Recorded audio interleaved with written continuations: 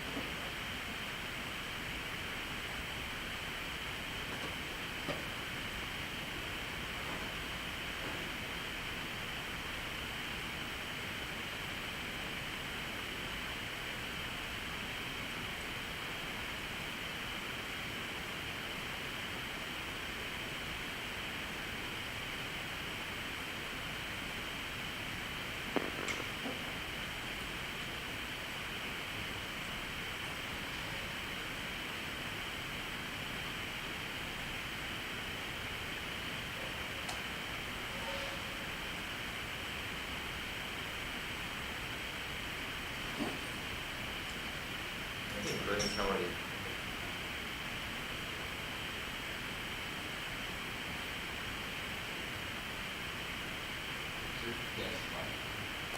Yes. Probably the best one would be Hess. If you see a access point called Hess, that would be the one in this room. Password is Mars or bust. All lowercase, no spaces. Thank you.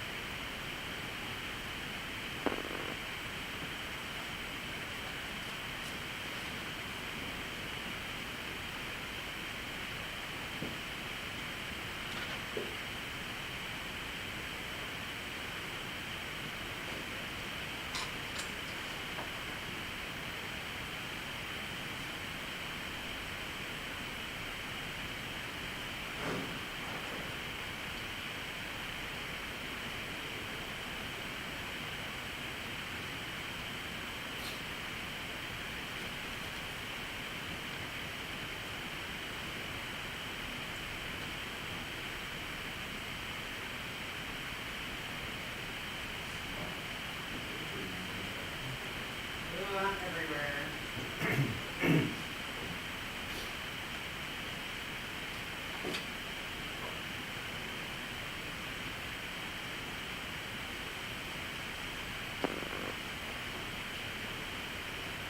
Okay, do you want to bring it up on here, Ryan? Yeah, you want me to?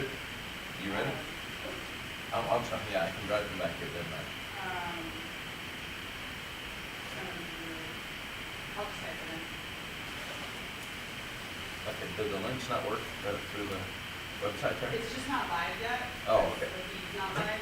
Oh, okay. I'll have it go live at like 1:15. Oh, okay. Let's start at 1:30. Such a wonder.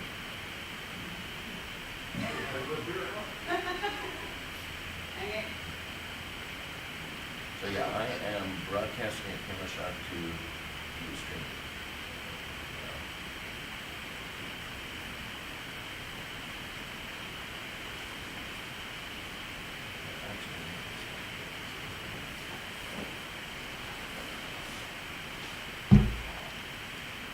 There you are.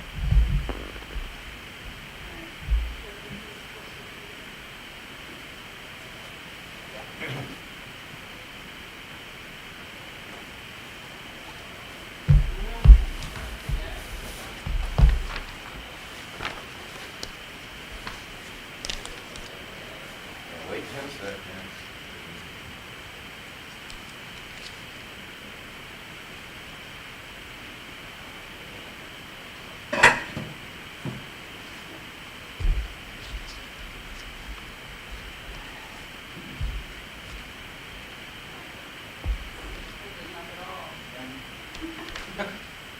Okay, I'm done.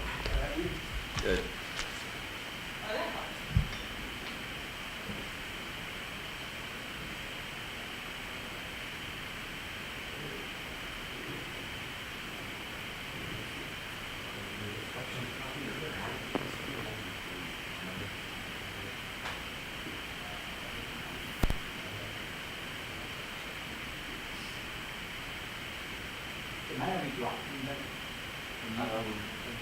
Actually, I'll take a shot at this thing. Actually, I kind of moved it over a bit, but it depends on where they sit. If they sit closer to the center of the table, I think it'll be all right. Otherwise, if you could scoot a little bit more to the left, I'm not sure how close. The only thing is I need connections. Yeah, yeah, you can plug into that UPS there. This, yeah, you can plug it.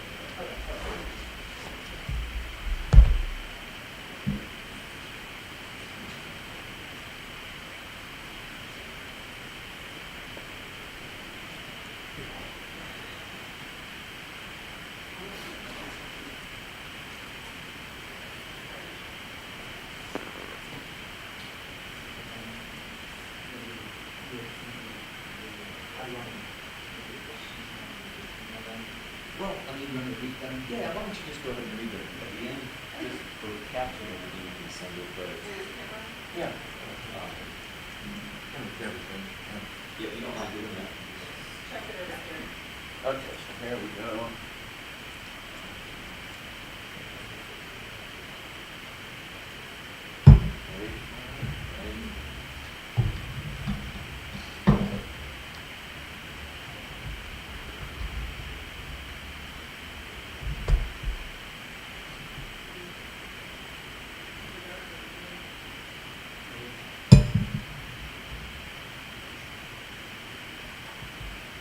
When they sit, when they sit down, it gets a little bit more light.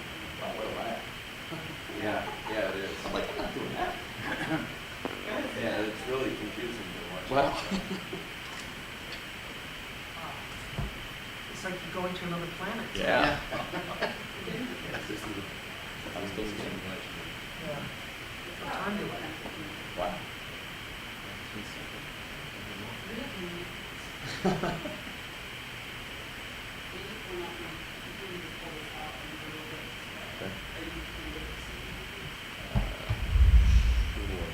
Will that shorten the delay?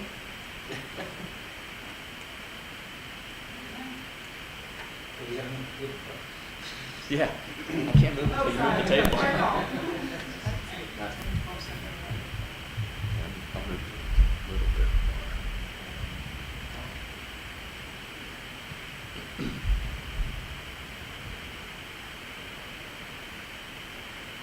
Did you move the table? Oh, nice.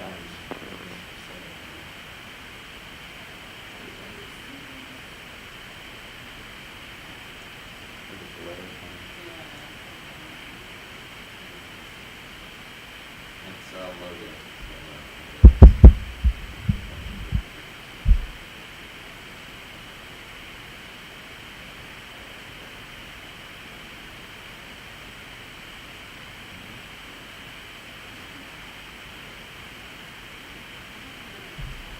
What if we turn them? Yeah. What?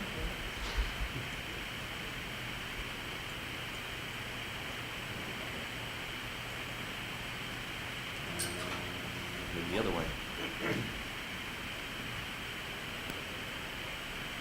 We're not gonna catch it on the camera then. That's okay, we don't need to have our names now.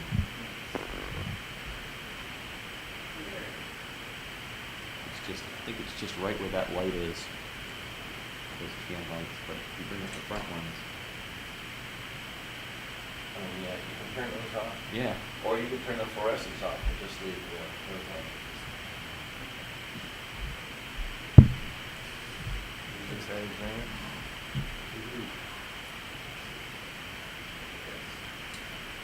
Okay.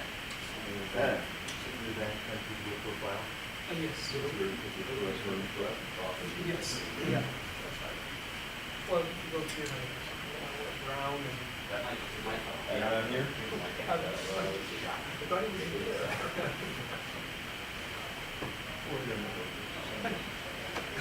Open season. You want to get back on the podium with that? I'll go ahead.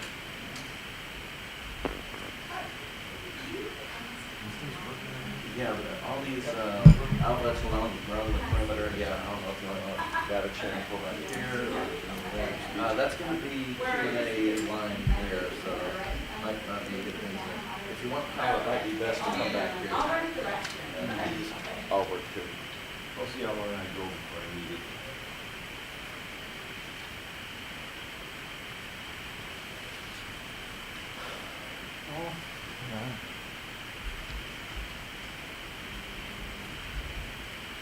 I'm doing a good one. Yeah. Just up in all evening.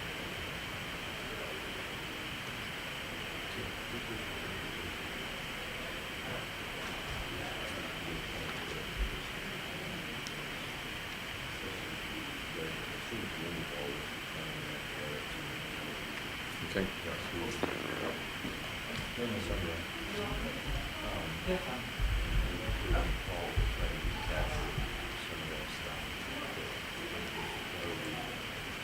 Was not invited.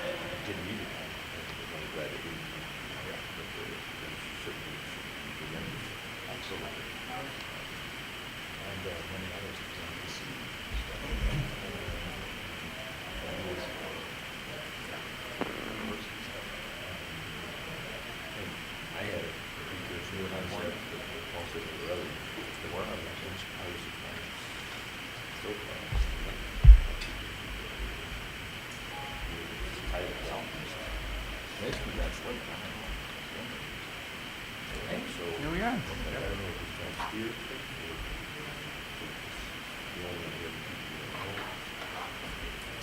think it's, we want to have all the ideas put up.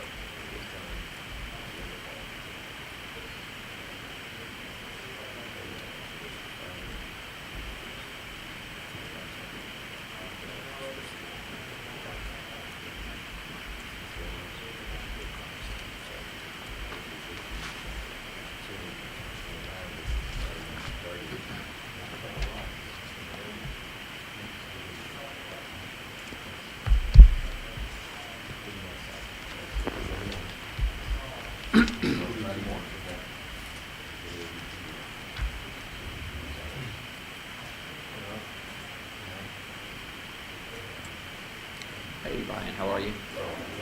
Yes, sir.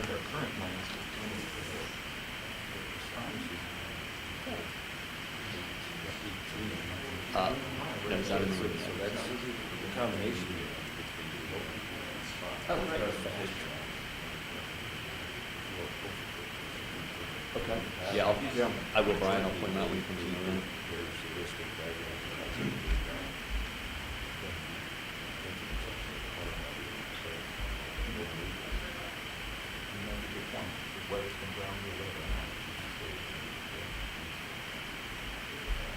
Josh, it's Brian's looking for you.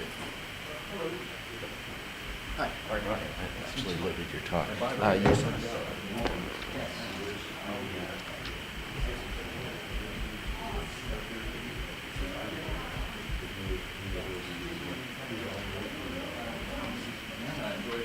Oh, and I hope I didn't do injustice to the fact. No. Everything I saw for you. Yeah, no, actually. Yeah. Yeah, because, the thing that is driving stuff, that we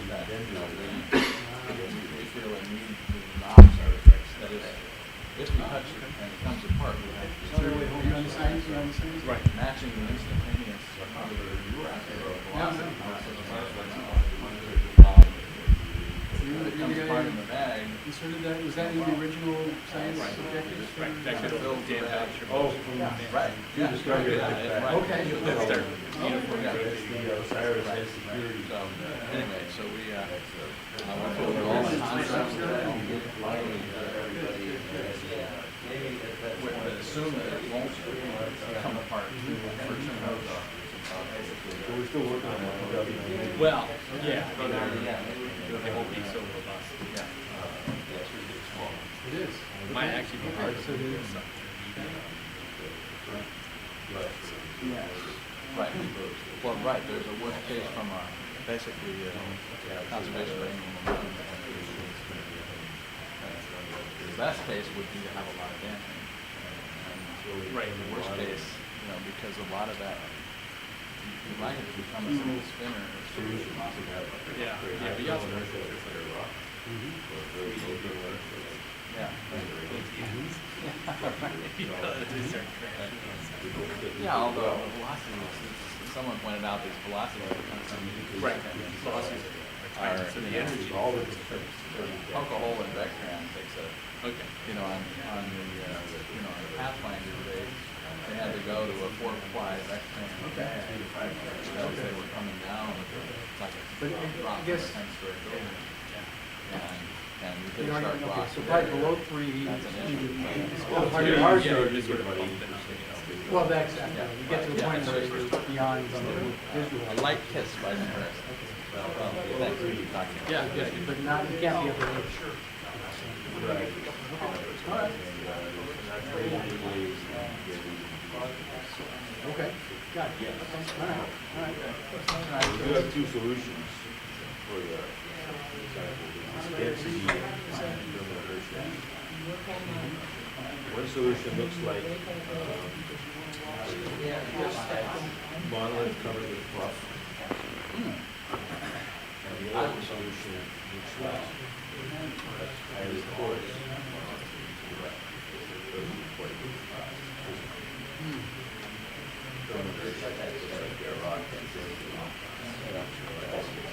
Yeah, right. I think that solution doesn't quite, we're still trying to use parameters here. A lot of that. Because you have a lot of exposed monoliths held together with, a lot of fluff. Do you high thermal inertia and low density? Yes, there was a topic to have this, like when you site over.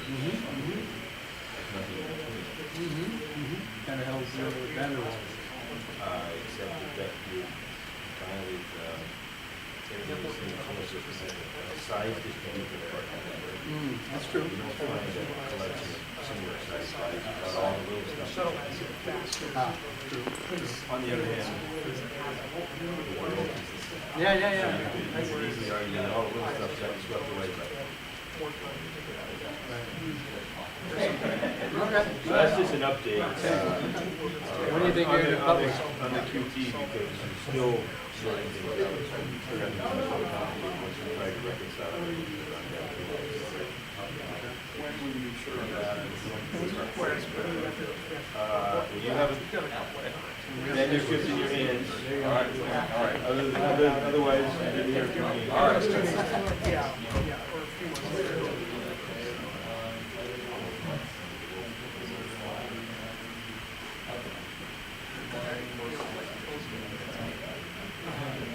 All the time I spent in Russia.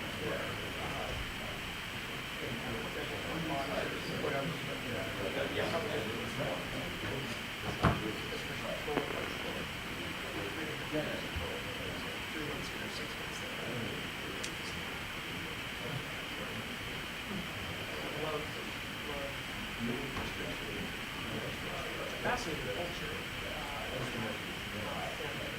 Russia, the United States, together. Two islands, other organizations.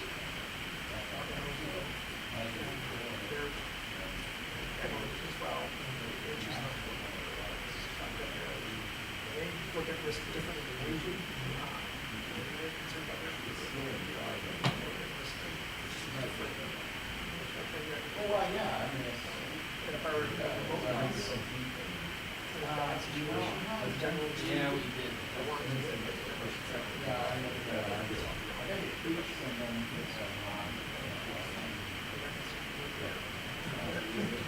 I'm just saying, that's not always the case, but that's generally.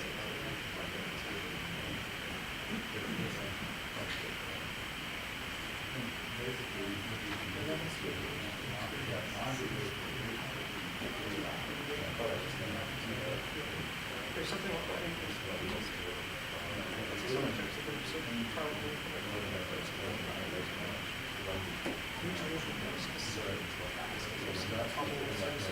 Well, it's some generic.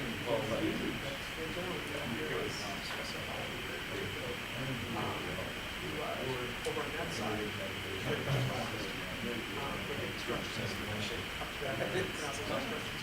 Yeah.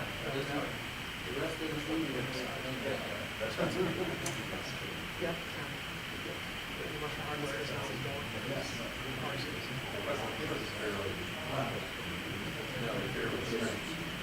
True, yeah, some people lack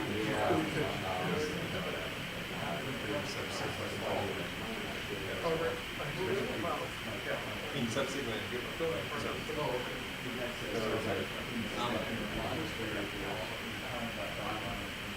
it sounds like it. Well, it's all about,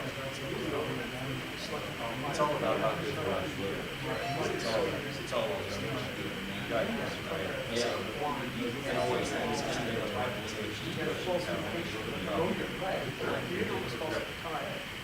but the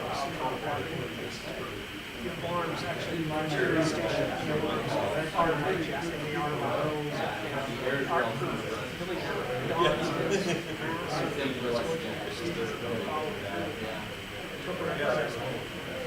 What's going on? I'm doing fine.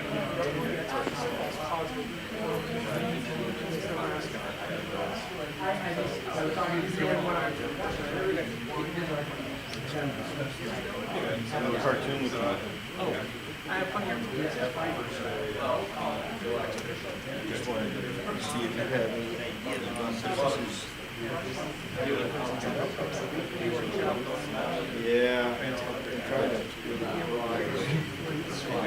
So this is my idea of how to organize a thermal inertia where you have lunar regolith, gravel,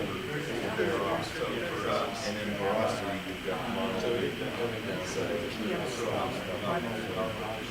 In the middle, you have your ordinary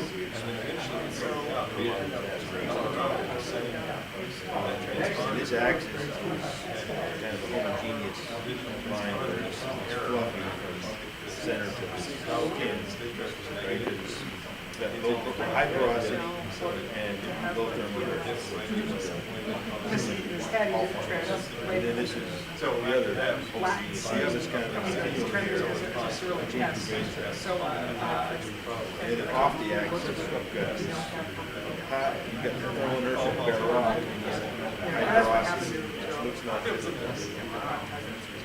Right. Although somebody proposed but that's still going to have this low conductivity. Pumice is not the bare rock.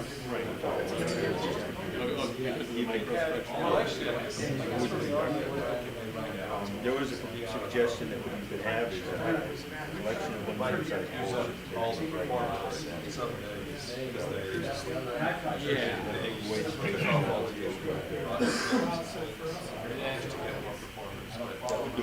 my objection to that is oh, yeah, you haven't. everything in the Somebody's important still spectrum here. is not at the maximum possible. So how do you get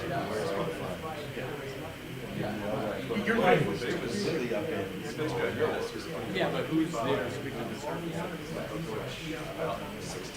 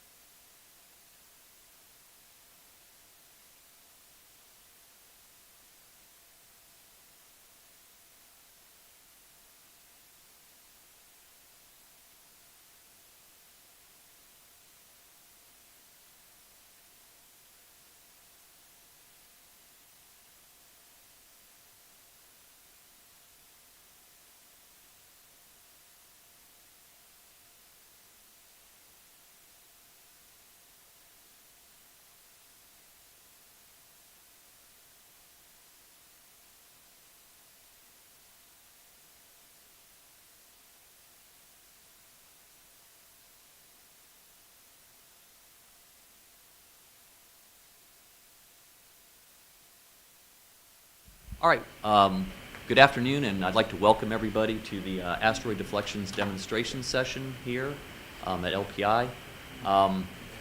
What I want to do is, first of all, to acknowledge the session chairs, introduce myself. I'm Dan Masnick. I'm a senior space systems engineer at NASA Langley Research Center. I was one of the members of the Keck-sponsored study on the asteroid retrieval mission, and I'm currently leading the efforts for the agency on looking at the alternate approach for the asteroid redirect robotic mission. My session co-chair, Pat Troutman, is not present today. He had some family matters that he had to attend to. He will be joining us virtually, and Pat, he leads strategic systems analysis activities for HEOMD back at Langley, the Human Exploration and Operations Mission Directorate.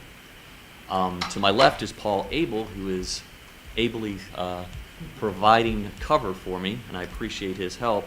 Paul serves as in the Astro Materials Research and Exploration Science Directorate at NASA Johnson Space Center, and is a leader in small-body planetary science. So I'll mention again for the folks online, you can go to www.nasa.gov asteroid workshop, and you can join in the discussion and send questions to on Twitter at #ProtectPlanet. What I'd like to do is, first of all, just kind of give a little bit of background on this session. So next slide, please. So the purpose of this session is to look at deflection techniques that could be applied to bodies or objects that are large enough to provide or to result in a significant damage if they were to impact the Earth. Roughly, we're talking about something in the 100-meter or larger size. And the RFI call was looking at demonstrations in these various areas that are up here, but not necessarily limited to those. So that's what came out in the RFI. Looking at slow push techniques. In particular, one of those that was called out was the gravity tractor technique. Also looking at ARV instrumentation for investigations that are useful to planetary defense. The use of deployables from the ARV to demonstrate techniques, again, useful. For example, a standalone transponder for continually tracking, things like that. So everything from the actual devices that would invoke or impart the delta V on the object to secondary supporting equipment. Let me just say, we've kind of echoing off Chris Moore's comments from last night. We've spent 4.5 billion years here as a planet, kind of sucking up asteroids and comets and taking the shots. And what's interesting now is we're finally starting to talk about how we could kind of come back at them a little bit here, prevent them from doing that in the future. I think that's really exciting, and I think that's an important part, potentially an important part of this mission. So the next slide. We had 92 responses in this session, and we've selected 13 responses in the categories below. They're basically kind of grouped into 7 basic areas. This was, repositioning a small asteroid or portion of an asteroid to impact a larger asteroid, kind of the cosmic billiards approach. And we'll hear a couple presentations on that. We're already demonstrating moving a large class of mass, but this potentially is a great planetary defense technique in the future that we look at. Using the high efficiency engine thrust to push a rotating asteroid while using the opposing thrust to hold relative position. This ion beam deflection approach. We're going to hear some talks about that. Kinetic impactor is still a viable approach, maybe the most viable depending on warning time, and we'll hear a couple talks about that. One of the areas that's been talked about quite a bit is this enhanced gravity tractoring with local mass augmentation, and we'll hear about that. We've also looking at using the sun's energy to vaporize the material, and also looking at swarms of small satellites to attach and despin and redirect. And finally, we had an Area 7 that looked at technologies and approaches that are applicable across the entire mission our different non-deflection topics that are related. So just quickly, I'm going to go through the agenda and the little logistics here. Next slide, please. We're basically going to have a first series of presentations, go ahead to the next. I won't go through them all. We'll take a short break. And the way we've got it structured, since we've revamped the schedule here for this, the extended portions of the workshop, is we've got 2 hours set aside for tomorrow morning from 8 to 10 over in the Berkner room. And we're going to have a short discussion, what I call the initial discussion and synthesis this afternoon. Based on what we've heard today, in the morning I'll have some slides that will kind of massage and discuss in real time in preparation for the plenary session at 10 o'clock tomorrow. So I hope folks can join. If you can't join tomorrow morning at 8, certainly we'll have about roughly 25 minutes to discuss things this afternoon before we have to adjourn. What I'm going to do is I've asked each of the presenters to keep their talks to approximately 13 minutes, give a couple minutes for question and answers after each presentation, which is a little bit of a change from the last time. I think that'll flow better. We're going to stay on time. If we get a little bit ahead, like we did for the capture session this morning, we'll take a brief break just so if folks are coming in to hear a particular talk, we can be as close to time as possible. We've got several folks that will be presenting virtually, and we'll cue them in. And for the virtual presenters, there'll be a time clock that they can see. For everybody in the room, we'll give you a 3-minute warning. So at 10 minutes, I'll hold up a 3, and we'll go from there. So I think we've actually got a couple minutes in order to stay on time.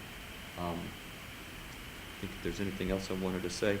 Oh, I guess to fill in, I can say from the responses that were provided, we had the guidance of the relevance, the impact, the maturity, and the affordability.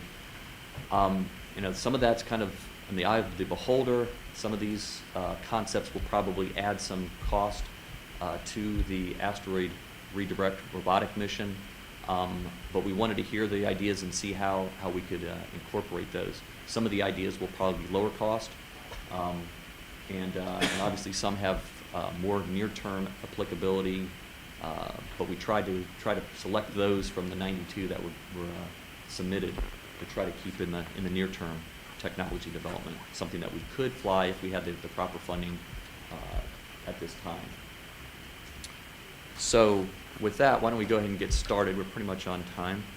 Our first presenter is Mike Elsperman, and he's actually filling in for David Smith, who was on the agenda originally. Mike is a director of space science and advanced space utilization for Boeing Phantom Works organization. He's chartered to develop and mature innovative space technologies and capabilities, create new space market opportunities, and enable business creation and growth. So I'll hand it over to Mike, and welcome. Good afternoon, everybody. Nice to be here to talk about this topic. I want to give a photo credit to Dave Smith. He works in my department. He's an ex-GPLer, so you can probably might be known. Dave does a lot of research on this concept, and I'm going to do my best to try to represent it today. If there's questions I can't answer, I know people take actions, and we can do that. The basic concept that we explored with this response was, can a large zero-derived asteroid redirection vehicle be used to do demonstration of initial deflection methods?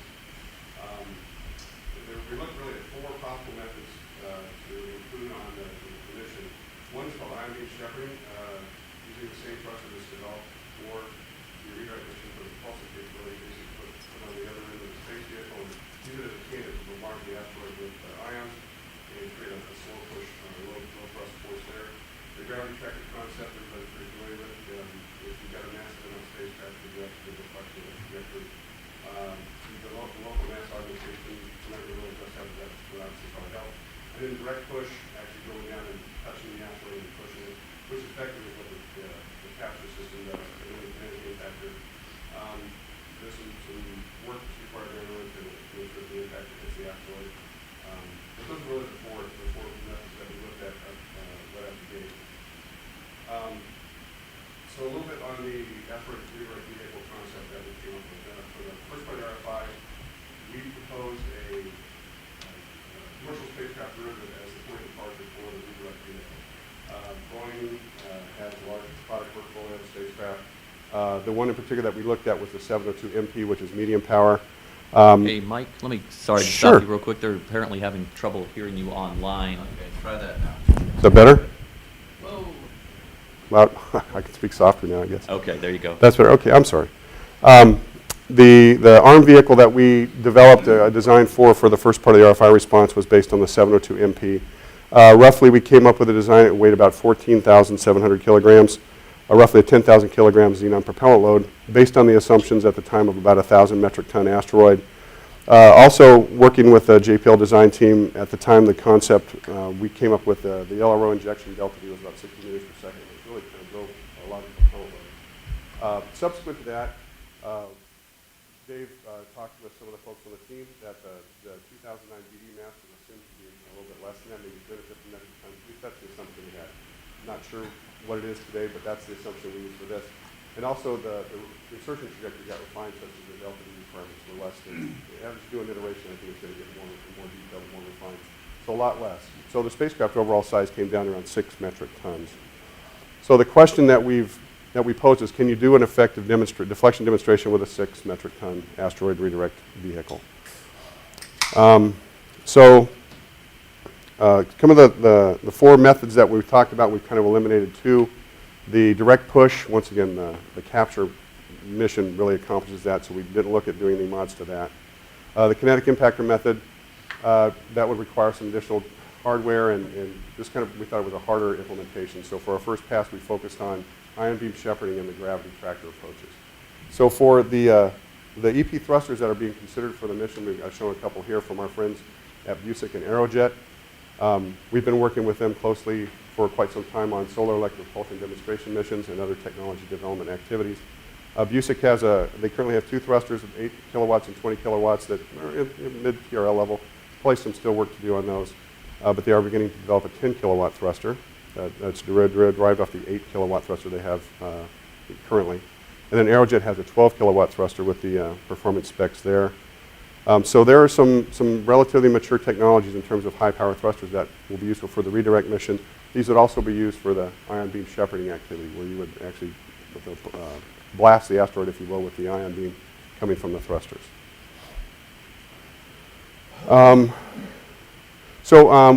Dave, in his work, went out and did some research and found some very, recent papers by a gentleman named Claudio Bombardelli, who has done extensive work, it looks like, to come up with an analytical approach to determine the effectiveness of both the ion beam shepherding and the gravity tractor methods, and gives a relative comparison of them as a function of the effectiveness of each technique in terms of maneuvering, making the asteroid deflect. So his chart there shows, for his initial data line, he assumed a spacecraft that had an inverse specific power of 5 kilograms per kilowatt. That's for probably a very lightweight custom spacecraft that generates a lot of power. For the point of departure for our vehicle, we're around 20 kilograms per kilowatt, so it's not quite as efficient. But since you still have a lot of power and you have a lot of mass, relatively speaking, we think it would be a good platform to explore doing these demonstration missions in tandem with one another. So we assumed a delta time to do the deflection demonstration for about 2 years. For the IBS demonstration, you're about 2 asteroid diameters hovering away from the target, and for the gravity tractor, Bombardelli assumed 1.5 asteroid diameters. So for the ion beam shepherding technique, Bombardelli created this curve, or these set of curves, as a function of the spacecraft mass. His work assumed a 150 meter diameter asteroid. So in our analysis, we were assuming that we'd be doing the demonstration on 2009 BD, which was the notional target at the time, which is much smaller. I think it's on the order of 10 meters in diameter assumed. So our spacecraft fits on the curve where the red dot is. So you can see that, and what these represent is for a given mass of a spacecraft, for a given force, the amount of time it would take to move the asteroid out of its trajectory by about a distance of 2 Earth radii. And mass of IBS is the mass of the spacecraft. Obviously, Lower mass spacecrafts, according to the analytical approach that Bombardelli produced here, is that they're more efficient at the same specific power. So our inverse specific power for the Boeing ARV is a little bit higher, so it's not going to be quite as efficient. However, we think that in about 2 years, you could probably get maybe a 3,000 kilometer deflection by using the ion beam shepherding method with one of the thrusters that we show. So you wouldn't get the full two Earth radii deflection that Bombardelli would assume, but you could probably measure that change in trajectory pretty well. So for the gravity tractor application, we think that even with a 6 metric ton spacecraft in interacting with an asteroid about the size of 2009 BD, you could see also a significant trajectory deflection. For the curve shown here, this is a function of the mass of the spacecraft and for different forcing function, different forces applied. Our asteroid redirect vehicle kind of corresponds over on the left-hand side there. Once again, assuming a 1.5 asteroid diameter hover distance. A deflection force based on gravity alone of about 0.1 Newton over a period of time, about 6 months. We think it would, we can calculate it would give you about a 1.25 meter per second change in velocity, which should be measurable by conventional Doppler tracking methods. Obviously, a larger spacecraft would probably have a higher, more efficient, you'd have a larger deflection. Also assume, once again, this data is based on 150 meter asteroid diameter. We might be able to do better than that. We might be able to do a more significant change given the fact that it's a smaller target. So in conclusion, we think that for the redirect mission spacecraft that we developed for the response, you could do 2 deflection demonstrations on a single mission. You would do the gravity tractor first, then followed by the ion beam shepherding. Once again, the 6.1 metric ton spacecraft that we're assuming here is based on would give the deflection to the 2009 BD target. Once again, we're not sure where we're going to go, or there's some uncertainty on the 2009 BD mass as well. The propellant load for the deflection mission would be enough to do the ion beam shepherding demonstration. With that small of a spacecraft, though, you probably couldn't do the deflection demonstrations and the redirect mission on the same vehicle. However, if you did go up to the full-size spacecraft to the full 10,000 kilogram propellant load, if you wanted to load it up full, and you wanted to take the extra time required to do it, you could probably demonstrate those techniques and still do the redirect mission, bring the target back to lunar retrograde orbit as well. So we think this would be 2 good demonstrations to put on the mission for sure. Okay. And that's it. All right. Thanks, Mike. We've got about 4 minutes for questions. So, any folks that would like to Sure, Josh, go ahead. grab a microphone just so everybody can hear?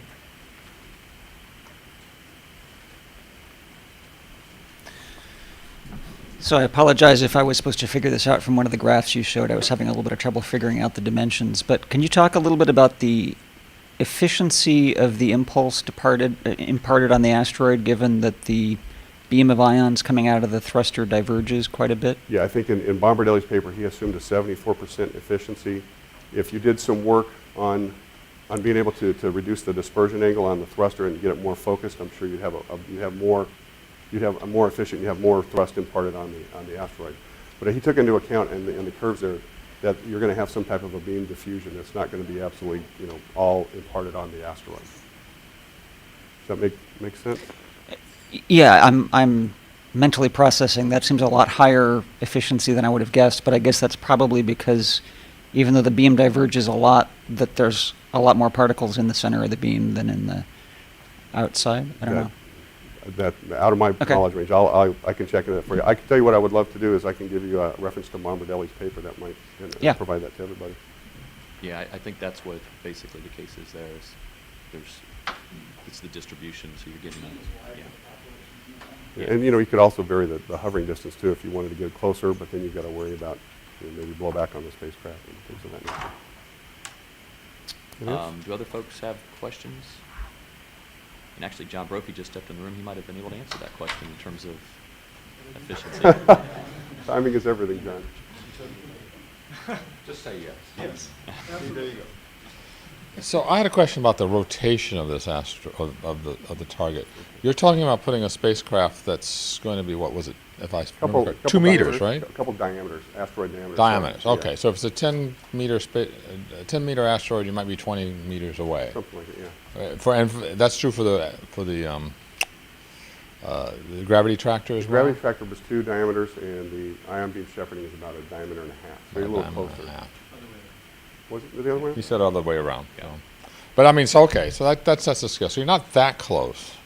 But it still seems like some of your thrust might be going into rotating the body or, despinning it, as opposed to just a, net thrust. And I just wonder if that might have. That's a good question. I don't think we considered the effect on the rotation of the. Because they're not of the spheres, target. right? They're going to look like Yeah, they're potatoes or weird something. Shape, yeah, weird shape. And so you could easily be spinning it or unspinning it or whatever. That's a good point. I said in the first pass analysis here, we didn't look at the effect on rotation. I think we assumed that you were just going to have, all the ions were going to impart all their momentum on the asteroid, assuming it was flat, not moving, not rotating. So maybe some less efficiency. Yeah, I think you're going to lose some efficiency there. That's a good point. That's a really good point. Do you have any questions online at this point? Okay. Anything else in the room? I guess maybe I'll ask a question Sure. here in terms of you focused all this on the smaller target. You didn't look at any of the larger effects on the larger one. No, We'll but see some other presentations. That did it, yeah. So if you were going to go and do that, I think if the boulder plucking technique is where we actually go, you would still do a deflection demonstration. It might be harder to determine the actual effect of the techniques on the larger asteroid. Once again, if it's much bigger, that's just a function of the way you would really see the change in trajectory would be the amount of time that you're actually doing the deflection demonstration. I think the mass would take more time to see a discernible change in the trajectory. Okay. All right. Well, Okay. thanks. No problem. We're just a minute or two ahead here. Dan, I All can't right, seem to go get that to to go to our the. next speaker. I can't get to go to the next chart. There you go. Okay, thank you, our speaker. Oh, here you go. Okay, so just as a reminder, we only have one mic, so for speakers, as soon as you're done with the questions, please get mic'd up and we'll continue. So our next talk is by Howard Eller. He is the Chief System Engineer at Northrop Grumman Aerospace Systems. He's in the Space System Division. He brings over 30 years of experience in system and mission engineering to the development of space system concepts, spacecraft designs, and associated technologies. And over to you. Okay. We took seriously the approach that we wanted, the redirect mission and the deflection mission, to use the same basic set of hardware. And I am briefing this for James Munger, so I'm a stand-in. So this is 3 separate briefings. One we did last time on the integrated sensing system. I have a single chart that kind of summarizes some of those conclusions. The middle one shows the configuration of the vehicle that we're talking about here, and this is the one that we briefed at the last one, which basically just adds the capture apertures, the astromesh-derived astrocapture we call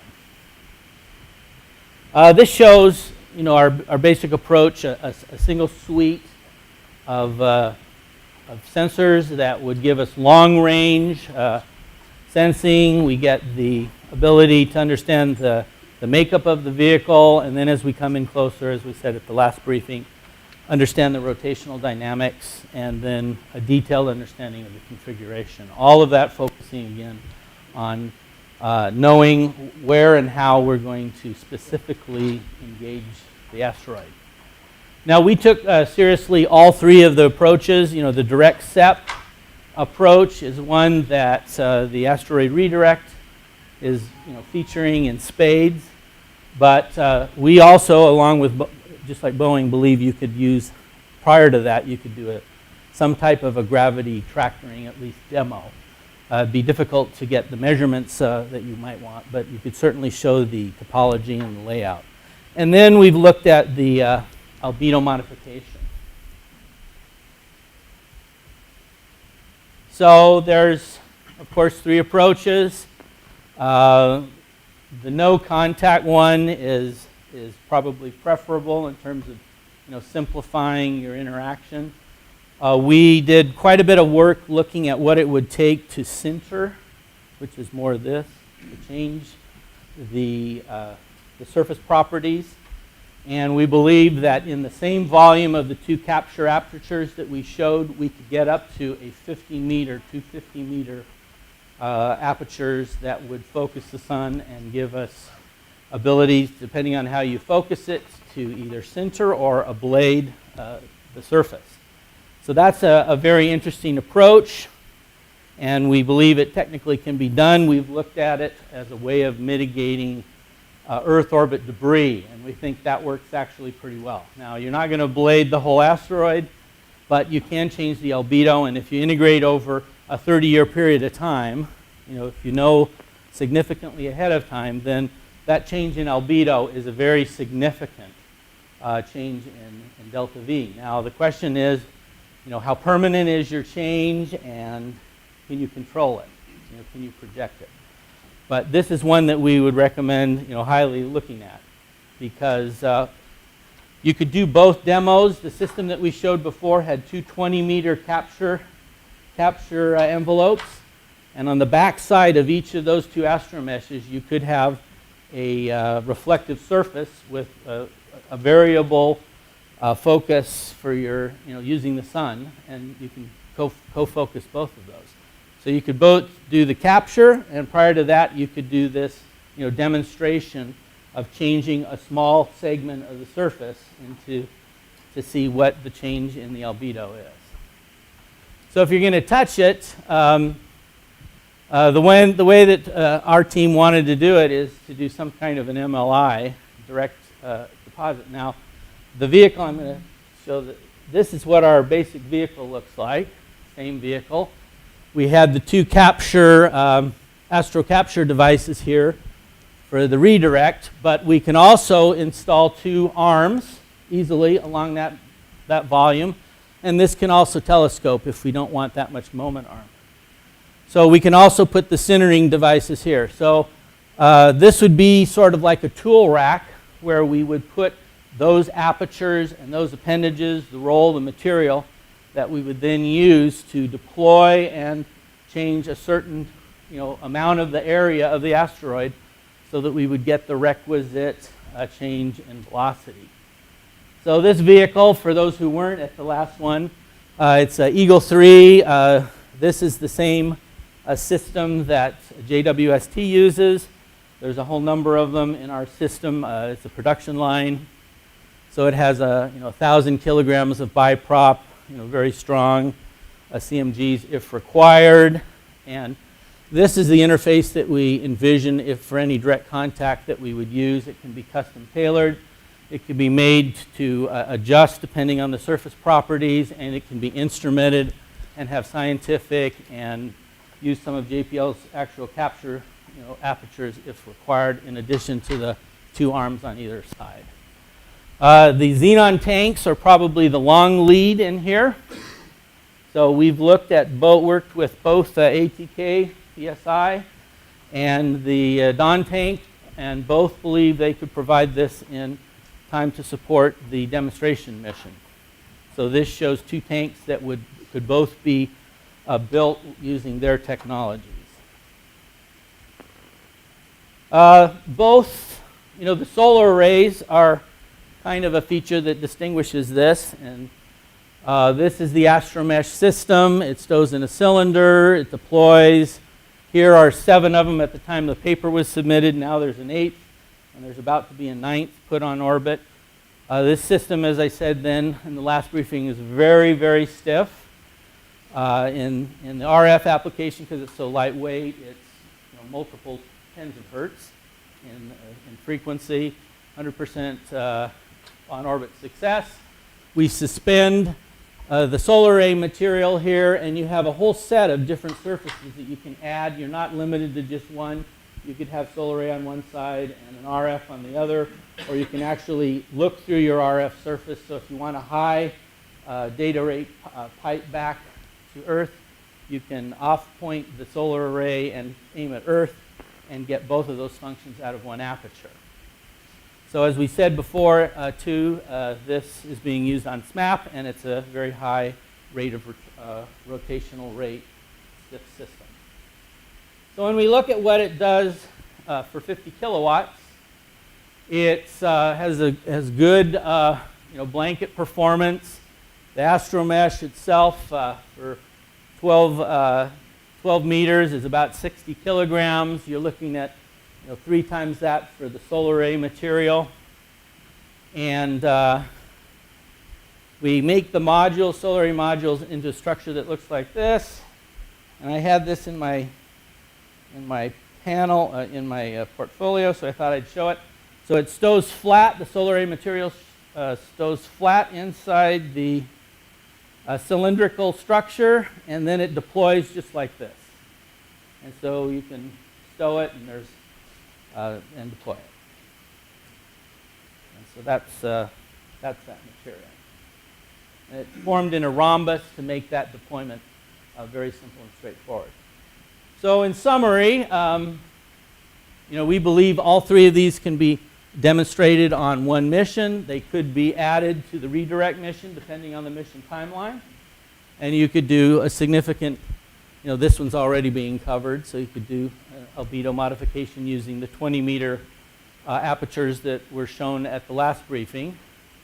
CEP, of course, is enabling. That's the huge development here that would enable not only this mission, but a number of other ones. And we think power is a key one. One aspect of the power is you don't want to wrap your solar array around the asteroid. So that's why we think the 3-dimensional truss is a very good way to go for this. Any questions? Thanks. Okay, we have time for questions. Any questions in the room? Any questions online? Thank you very much. Wait. Oh. Chairman's progress. Chairman's progress. Oh, okay.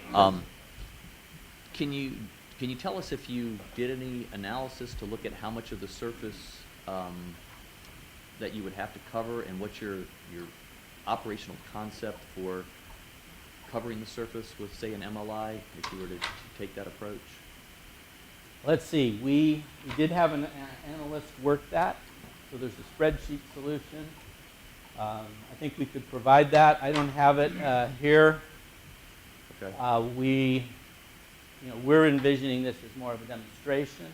You'd like to impact, a significant fraction, so that then you could verify it over a number of years to show the change in velocity and direction. So I think we could give you that, respond with that. But I don't have it here. Okay. And then also with the solar arrays, you got 50 kilowatts. That's both. Yeah, 225. 225. Just wanted to confirm that. Yeah, and it's not difficult to increase the diameter of that and to get significantly more, up to 100 kilowatts. Okay. The area goes up dramatically as you increase the area or diameter. Okay. You got a question, Tim? Okay. Yeah. Y'all haven't done an AstroMesh solar array yet. Is that correct?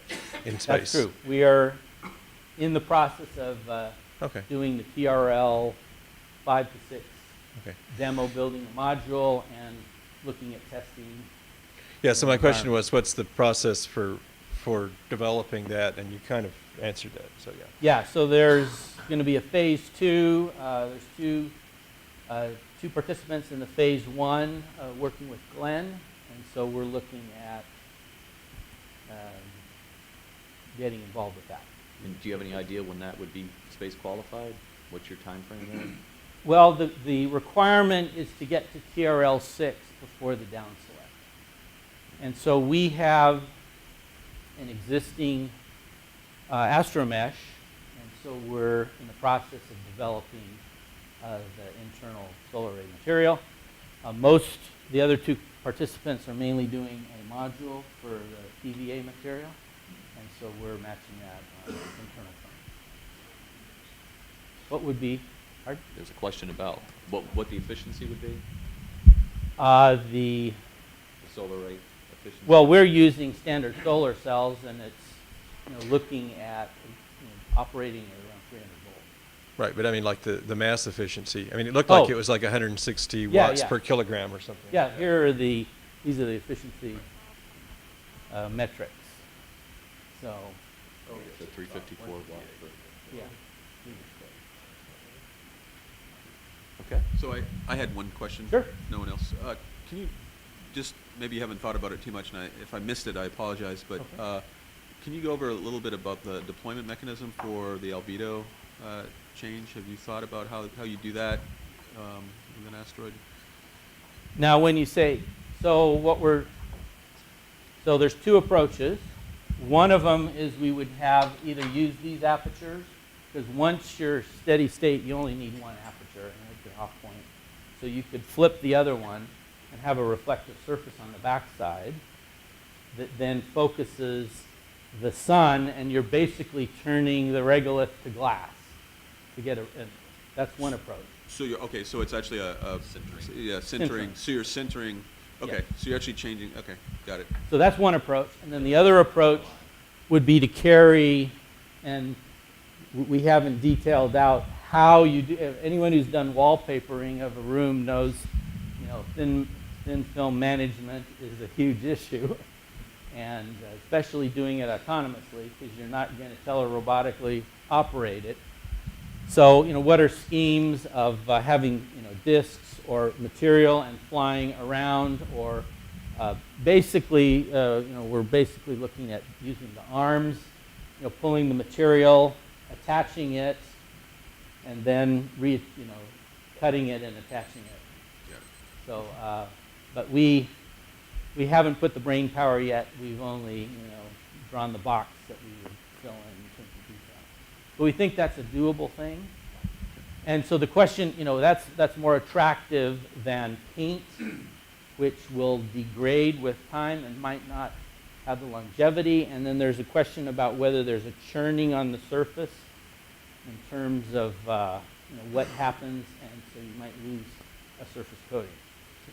All right. And just to follow up on that, I know we're going to have some discussions from some of our presenters on basically solar ablation.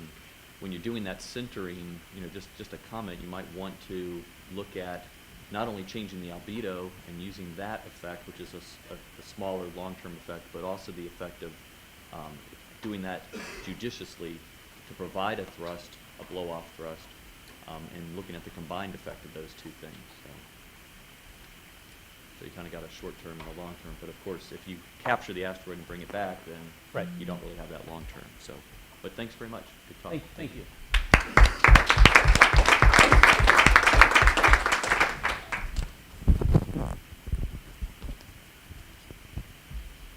Okay, so our next speaker is Andy Turner, and Andy has been with Space Systems RAL for 30 years. He works in the advanced systems primarily on mission analysis and design. He's worked on mission operations of the Global Star Orbit constellation and on geosynchronous spacecraft, as well as the NASA LADEE spacecraft that was recently launched. So, Thank you, welcome, Dan. Andy. Good afternoon, everybody. Can you hear me okay? Everybody hear me all right? Hear me all right, Frank? Good. Okay, glad to be here. I'm looking forward to talking about our affordable spacecraft, which is going to be simply a repurposed, redesigned geosynchronous spacecraft, just like one of the other speakers talked about. So we have a number of diverse asteroid deflection techniques we'd envisioned already, and one other thing I should say is robot arms are an integral part of our approach as well, because our company is owned by MBA, so we have access to that technology as well. So it's a nice synergy between the high heritage spacecraft and the high heritage arms, and it fits very nicely in with what Steve Stitch talked to us about yesterday about trying to collect all the high TRL items.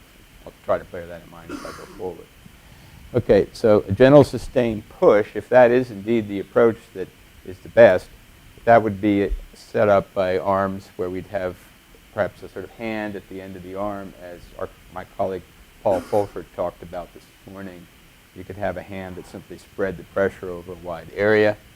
Electrostatic tractor technique is interesting. Of course, we all know that Coulomb forces are much stronger than gravitational forces, so that's an interesting approach. We'd put one charge on the spacecraft, another charge on the opposite charge on the object, and then we'd use the Coulomb attraction between the two of them. We do a lot of work on spacecraft charging in our normal line of business because we have to be concerned with differential charging of our spacecraft, which use tens of kilowatts of power. So that's an approach there. My own personal favorite is the gravity tractor technique, which Dan, of course, must have worked on when you were on the KISS study at Keck. Must have been involved in that. I think that's an ingenious idea. And to me, it's appealing partly because it's the most independent of the nature of the asteroid. The asteroid could be a sandcastle, and you could still be able to move it gravitationally. Okay, because gravity, of course, gravity is a very egalitarian force. And lastly, we have the kinetic impactors. I didn't mean to skip over augmenting our spacecraft mass as a gravity multiplier, but that I'll be talking about a lot in my talk, so I don't want to talk about too much about it now. I'd also like to say that we can apply the techniques that were discussed by the two previous speakers, the ion cannon. We could actually do that if we wanted to, because we have envisioned using 8 thrusters.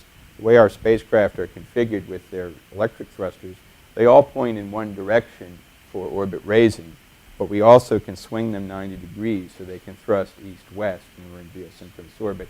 So we could have the east side thrusters perhaps direct thrust on the asteroid, and the west side thrusters provide the thrust to move the whole system. So we could adapt that, and with the robot arms, we would be in a good position to try wallpapering the asteroid if somebody wanted to have us bring along something that we could wallpaper it with to change its albedo. So 6 techniques really, okay, but I'll only discuss 4 here. So we have a flexible spacecraft system design that can handle any type. We could apply more than one of these techniques, as the previous speakers discussed. We could use ion cannon and the gravity tractor both. I think one thing that's very important, though, is we have to think about the person in the street, that they have to understand the importance of this project. And so we can report that we moved this asteroid out there in space, but the person in the street can't see it.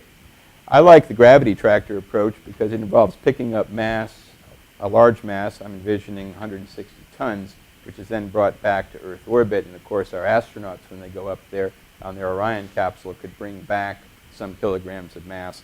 I remember when I was a boy touching a piece of a moon rock in the Smithsonian. That was very exciting for me. I think a lot of the people in the street, who, of course, are the taxpayers who pay for all this, would like that. So our spacecraft configuration, this is a derivation of our 1300 bus. The previous speaker on his slide 6 showed one of our past spacecraft, which was NBSat, which was launched in 2004 and had a Harris deployed reflector, which we made good use of. That was the first spacecraft we ever flew that had electric propulsion. So for us, electric propulsion is already TRL-9, although we would change over to a higher thruster, which is now at TRL-7. It's going through a life test right now. It's the SPT-140, which is made over in Russia. We have a rollout solar array, 50 kilowatts. We already have a solar array that's 30 kilowatts that's TRL-9 today. So this isn't a big jump. It's a much smaller jump in power than I've seen over the 30 years I've worked in my company. We didn't even do 2 kilowatts on some of the spacecraft when I first started. We could, of course, have a separable robotic servicing spacecraft. We've been working on development of that concept for DARPA for a number of years. I don't want to spend too much time on this. We have robotic arms, which I'll talk about in a minute, compatible with any launcher. So it could be SLS, Falcon Heavy, or Atlas V Heavy, perhaps. 40 kilowatts, that's an important number for electric propulsion. That corresponds to 2 newtons of thrust, which I'll be applying in a moment. And this is our versatile flight-proven bus. So that's, of course, TRL-9. We've launched 5 buses of this sort this year. The last one was within the last month. And that's a standard rate for us, about 5 launches a year of our spacecraft. We also work on a firm fixed price. This is important because it fits in with the affordability. We're very comfortable with firm fixed price for our products. Okay, we also on the side of the robot arm, this is the experience here, sort of a survey of the experience here with the various arm usage for the space station on Mars in 2 cases from MDA, our owner. And this arm right here is all ready for service. It's at TRL-9. This is TRL-9 stuff. It's actually flying. This is actually at the Goddard Space Flight Center today. It could be used on this mission.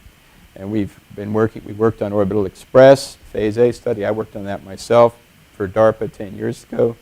And the DARPA Phoenix, we're working on that today, which involves retrieving antennas from spacecraft that are in orbit today and reusing them in GEO.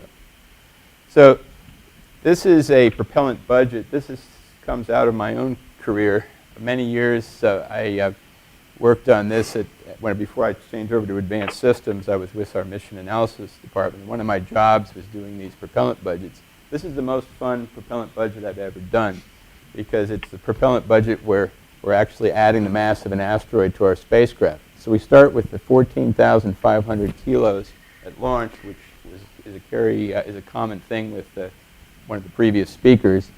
That's on a full-size launch vehicle. We go through we get into an orbit where we loop around the moon, which gives us the boost to get into deep space. And then we have electric propulsion augmenting that delta V to get to the asteroid. So as you see, the spacecraft mass comes down a little bit more than a ton to reach the asteroid. Now suddenly the spacecraft mass is increasing by 160 tons. That's when we pick up the boulder from its surface. We have to land on the big asteroid. We're going to pick up a rock, as the alternative approach from NASA Langley discusses. Pick up a rock. We're going to need to use our biprop system to haul the rock away from the asteroid because the attractive force between a 200-meter asteroid, which is the size we targeted, yesterday, when I was talking to Lindley Johnson after his presentation, he said there were probably about a dozen or so, 14 or so objects of this size in the range that's easy to reach from Earth and easy to return to Earth. We'd be going to one of those. We'd pick up the rock. We're going to need we need 7 newtons of force to pull this rock away, this boulder away from the 200-meter object. And we're going to use our bipropellant thrusters. That's our heritage, too. We've been using those for many years, 22-newton thrusters. I heard somebody mention that earlier today. We have 4 of them operating together, 80 newtons of thrust. No trouble lifting it away. So then we're going to pull off to a distance of about 90 meters. And at that distance, we are ready to acquire the asteroid. At that distance, what we do is turn on the electric thrusters, which generate an astoundingly large 2 newtons of thrust. Taking about 40 kilowatts of power to do it. That exactly balances the gravity force that's trying to pull our augmented spacecraft mass down to the 200-meter large asteroid. So we've got balanced forces here. We're not approaching it. It's not approaching us. But there's thrust on the entire system. So the asteroid is accelerated. For this demonstration, we said we'd do 0.001 meters per second, delta V, which I recall was in the Keck study as a demonstration number. With Doppler measurements, we should be able to see a velocity change that big. It takes about 2 months to do the maneuver. Notice how here the spacecraft mass, I'm treating it as 6 million tons. This is the heaviest spacecraft in history. So then, of course, we have to, this is the gravity tractor operation. You notice I have an efficiency factor of 0.7 there. That's because I'm steering the thrust away from the asteroid. Okay, so I'm getting a cosine loss there. I actually don't want to let the ion thrust touch the spacecraft, the asteroid at this time, because I don't want to charge it up. Okay, I don't want any repulsive charge that's larger than repulsive electrostatic charge is bigger than the attractive gravitational force. I'm going to use the biprop thrusters to pull away from the big asteroid. And then I use the electric thrusters to bring this 160-ton boulder that we acquired home. So we only use about 7% of the total impulse on this mission on the gravity tractor. Okay, so just a little cleanup discussion here. These are the numbers I was telling you about, 2 newtons of attractive force between them when we're doing the gravitational tractor. That corresponds to a distance for a 200-meter asteroid of about 90 meters. So we're actually about half a diameter away, about 1 radius. That's sort of shown graphically here. We're physically actually relatively close, although this distance is still 90 meters, so we can still turn the electric propulsion thrust away so it misses the asteroid. This also helps us stay out of the asteroid shadow, because if we go into the asteroid shadow, we're not going to get any power to run our thrusters. Very important. So I have a couple last few points here. What if we can't extract the boulder? Well, then we're going to push on it instead of gravity tractor. What if it's a rubble pile, but it only contains sand? Maybe it's a sandcastle. We use the arms to scoop, just scoop 6 tons, put it in a bag. What if 90 meters is too close? Then we can bias our thruster thrust down below 2 newtons. We move off to a greater distance and have a smaller acceleration, take more than 2 minutes.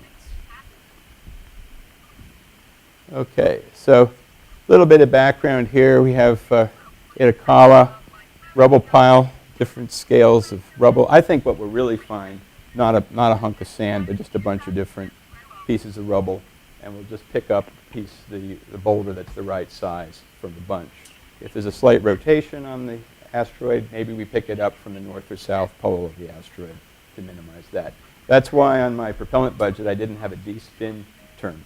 It's one of the beautiful things about picking up the boulder from a big rock, a big asteroid that's a rubble pile. It's probably going to have less than the 2 RPM spin.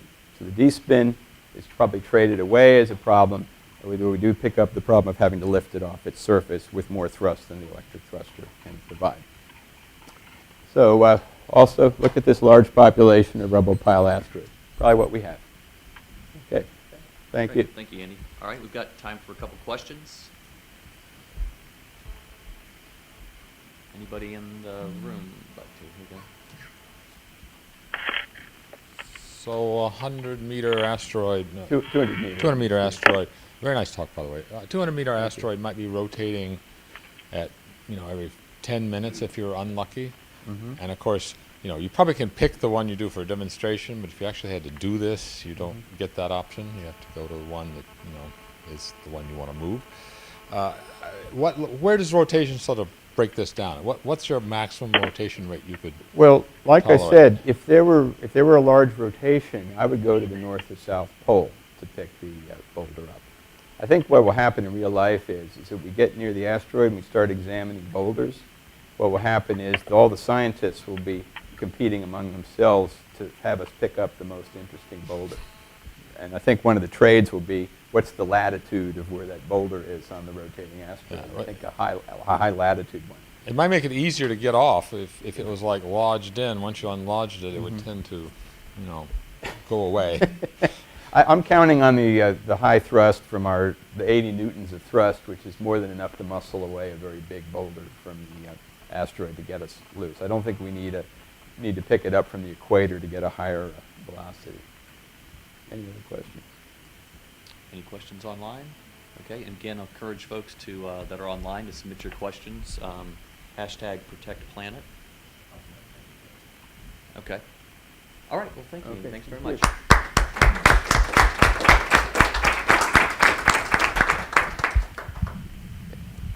Okay, our next speaker is Dr. Bonvie. He is the Vance Kaufman Endowed Chair Professor of Aerospace Engineering and the founding director of the Asteroid Deflection Research Center at Iowa State University. His current research focuses on the development of space technologies for mitigating the impact threat of hazardous asteroids. Dr. V. Thank you. Actually, my talk is not about flight demonstration proposal. So I'm going to have an overview of many different options for NASA consideration, also your consideration. So I'm not going to promote any particular concept.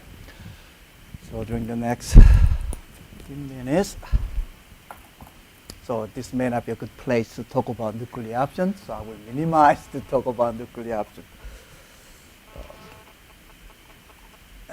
So I'm going to just spend about less than 1 minute to have an overview of planetary defense 101. If I don't go through this one, there's always confusion about deflection, disruption, warning time, so many issues. So let's have a very brief review of sort of basic concept behind planetary defense. And what I'm going to state today is all from 2006 NEO report by NASA, as well as 2010 NEO report by NRC. So basically, when we have sufficient warning time, yes, deflections is the best choice. But if we don't have a sufficient warning time, then deflection is not option. So we do need something other than gentle deflections. Then we may have to accept disruptions or fragmentations, but that is also quite misleading. Once we talk about disruption or fragmentation, we are expecting that orbital debris will become much, much larger, at least within about 15 days after the impact. So let's agree that we do need early detections to be able to utilize gravity tractor as well as kinetic impactor. But if we don't have a sufficient warning time, we have to accept that other options, which is not 100% perfect solutions. But if we have less than 1% of impacting mass compared to original mass, that may not be a bad option. So the second chart on planetary defense, as I mentioned, warning time is the most important issue or concern from engineering side. So I know there's many faculty body researcher from JPL. That's your task to give us plenty of warning time. So target size, very important. Mission cost is also very important. We cannot just afford very heavy vehicles, which I heard this afternoon. And also uncertainty, political concern, disruption versus deflection. Those two should not be fighting each other. They are complementing solutions. But I have two red dots, as you remember, 2012 DA14, and as well as the small, but it's a large, it's a very oxymoron kind. It's a small but large. The Chelyabinsk meteor with almost zero warning. So I have two dots we have to worry about. DA14 has 1 year lead time. Am I right? 1 year. But we had near miss. We were very lucky. So let's even think about case. Civil defense evacuation is good solution too. So we have many different options to be used for many different situations. So I'm going to present three topics. Topic one is ARB-based kinetic impactors, as well as multiple gravity tractors. Second topic is about the use of a nuclear device.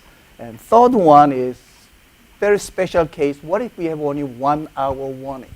Are we just going to wait? But we should think about that.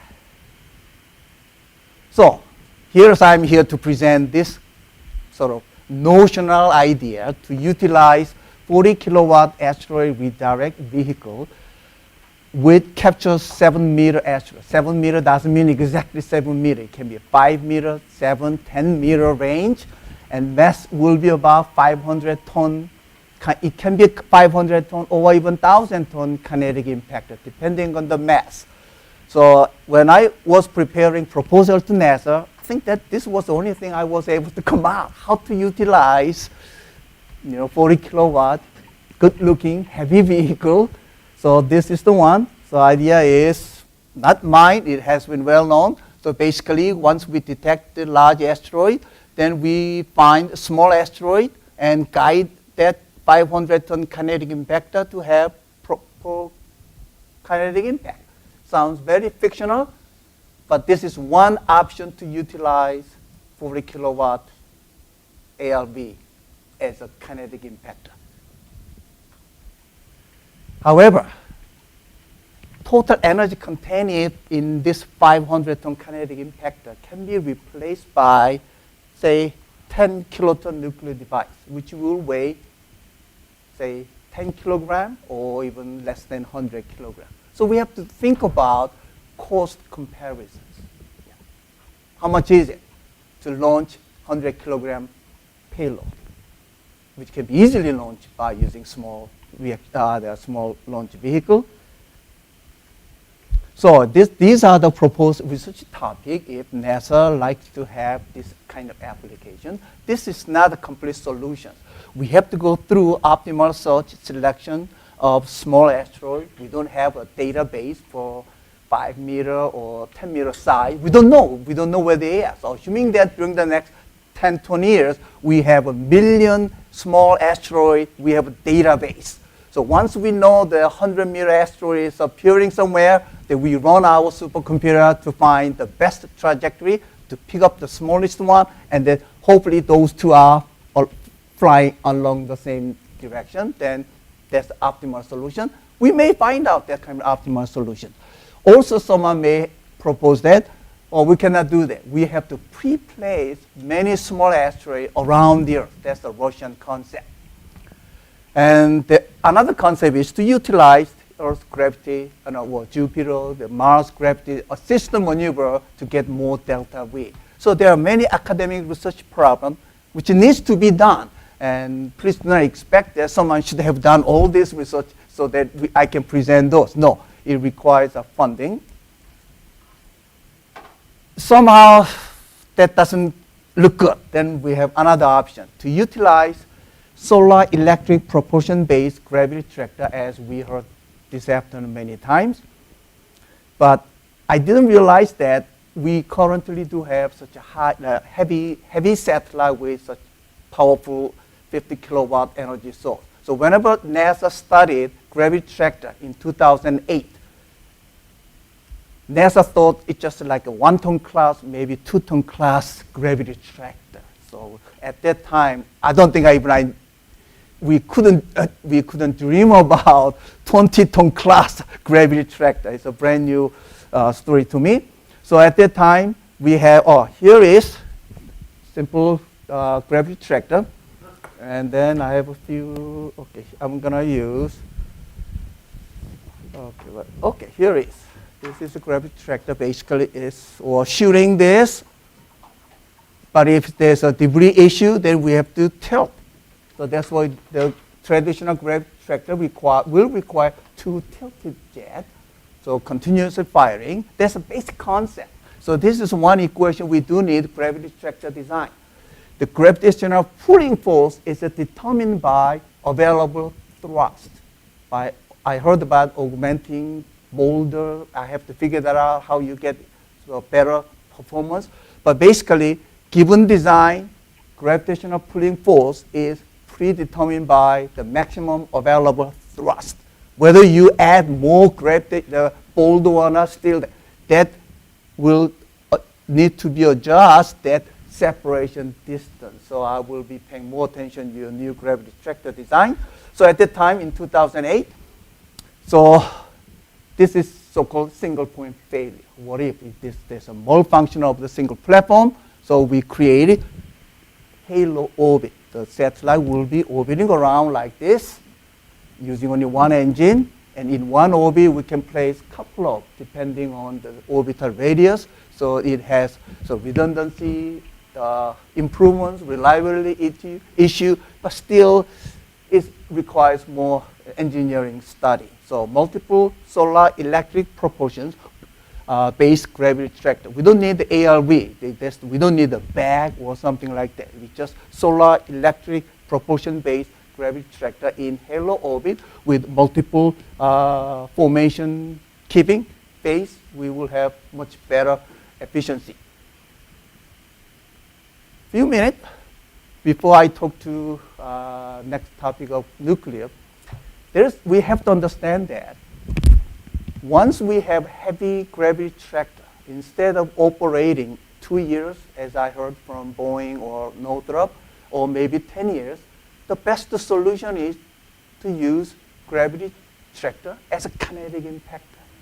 We don't have to wait 10, 20 years to operate, even 2 years. The total delta V resulting from the use of gravity tractor as a kinetic impactor is at least 10 times better.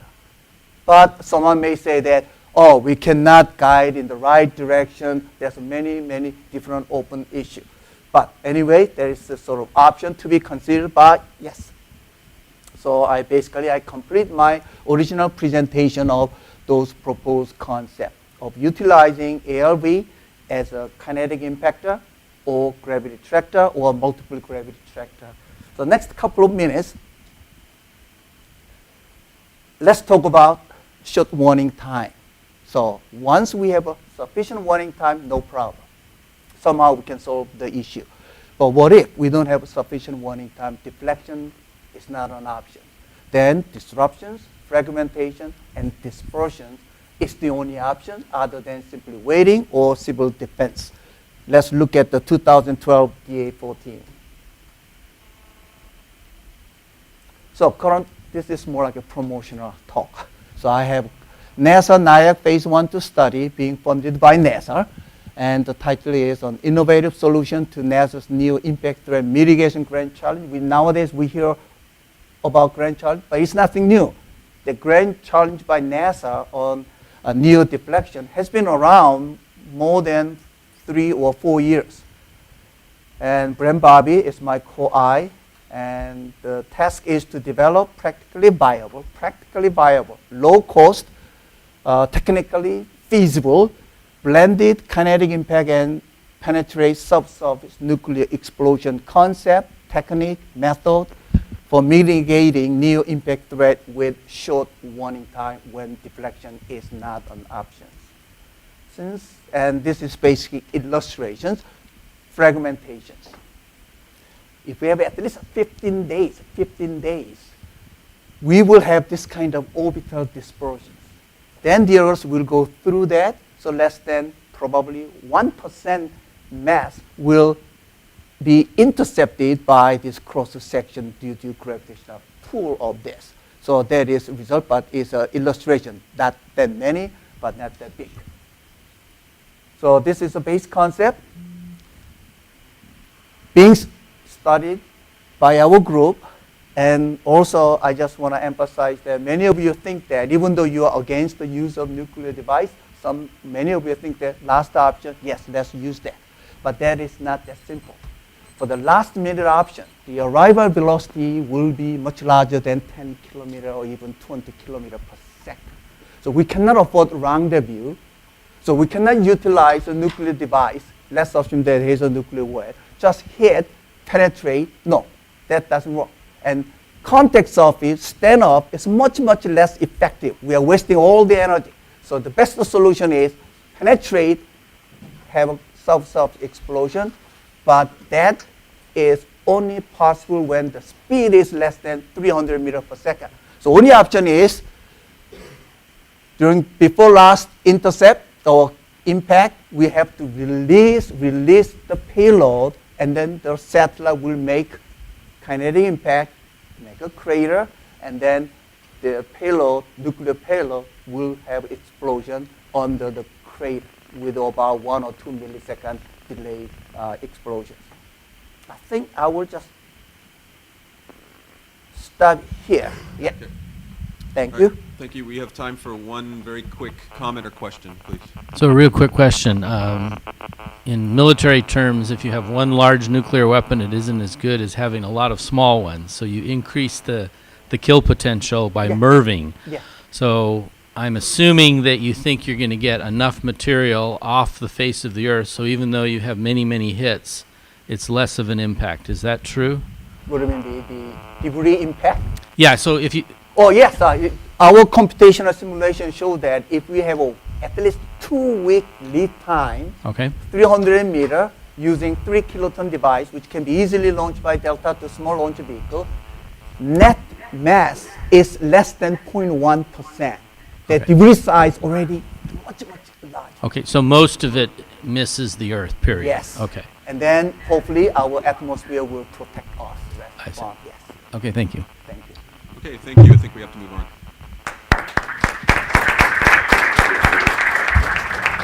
Okay, our next presenter is Dr. Jeff Landis, is a scientist and he's also a science fiction writer. He has a degree in physics and electrical engineering and currently works on developing advanced technology for space missions at NASA John Glenn Research Center. Dr. Landis is joining us virtually, so are you there?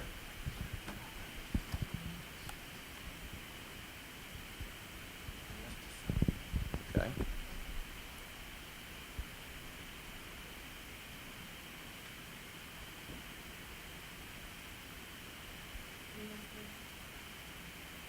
Hey, Jeff, Are you there? Can you hear us?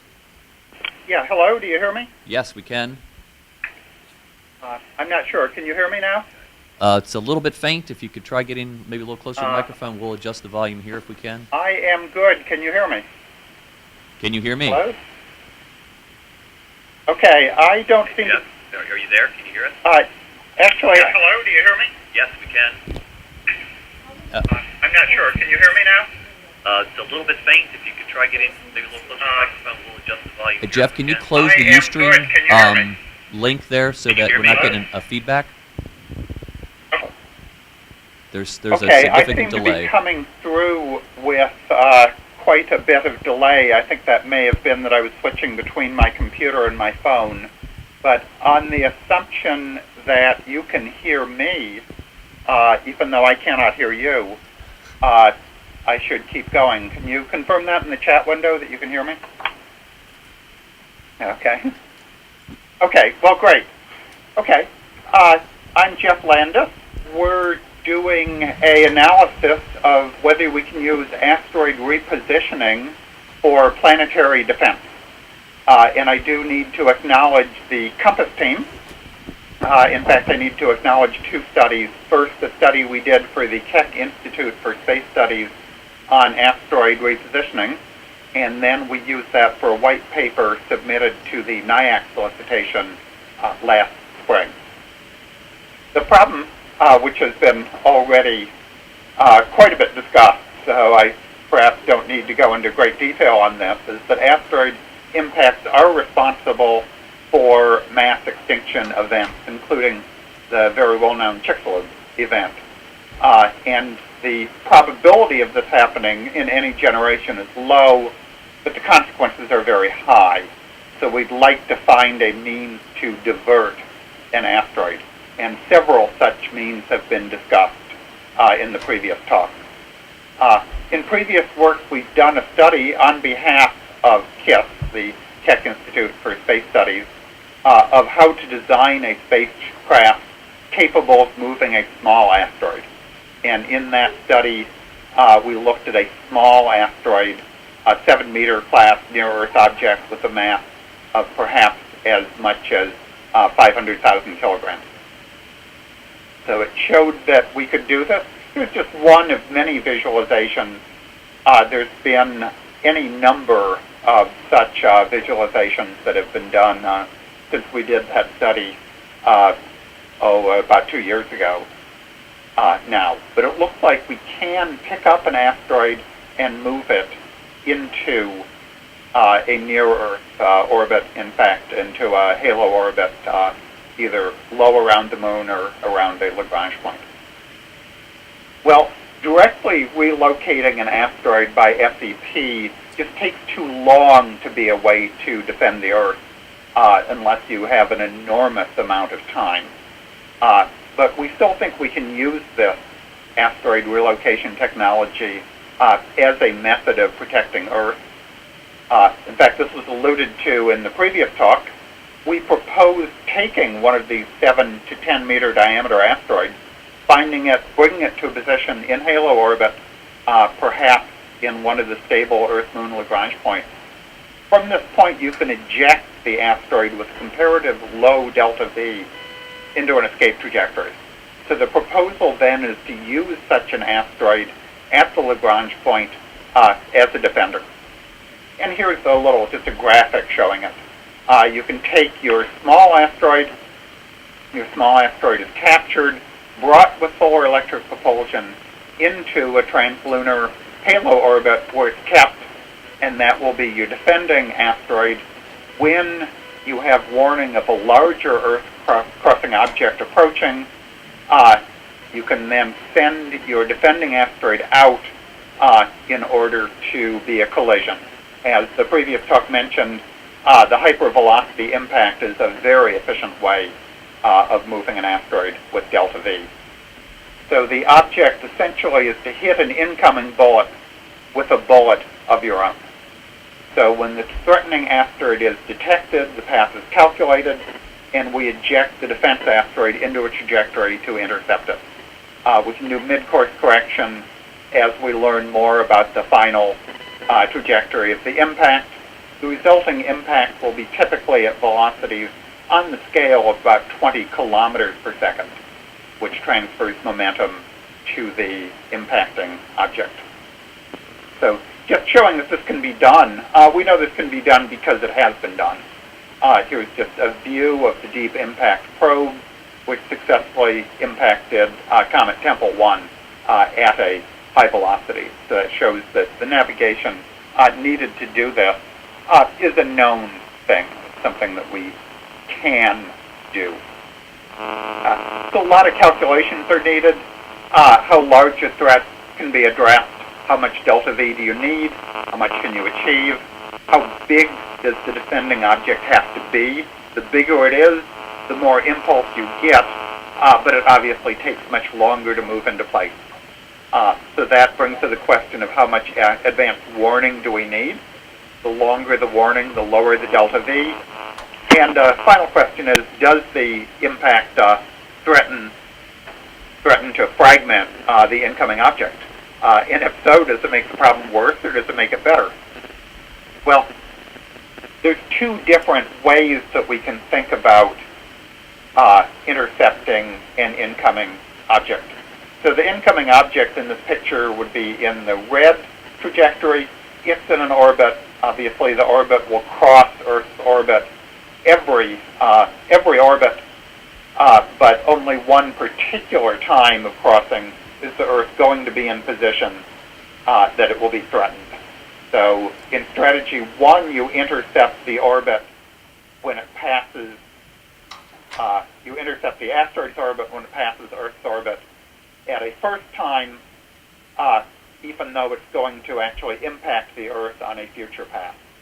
So this is a method that allows you to do the interception with a little bit more advanced warning.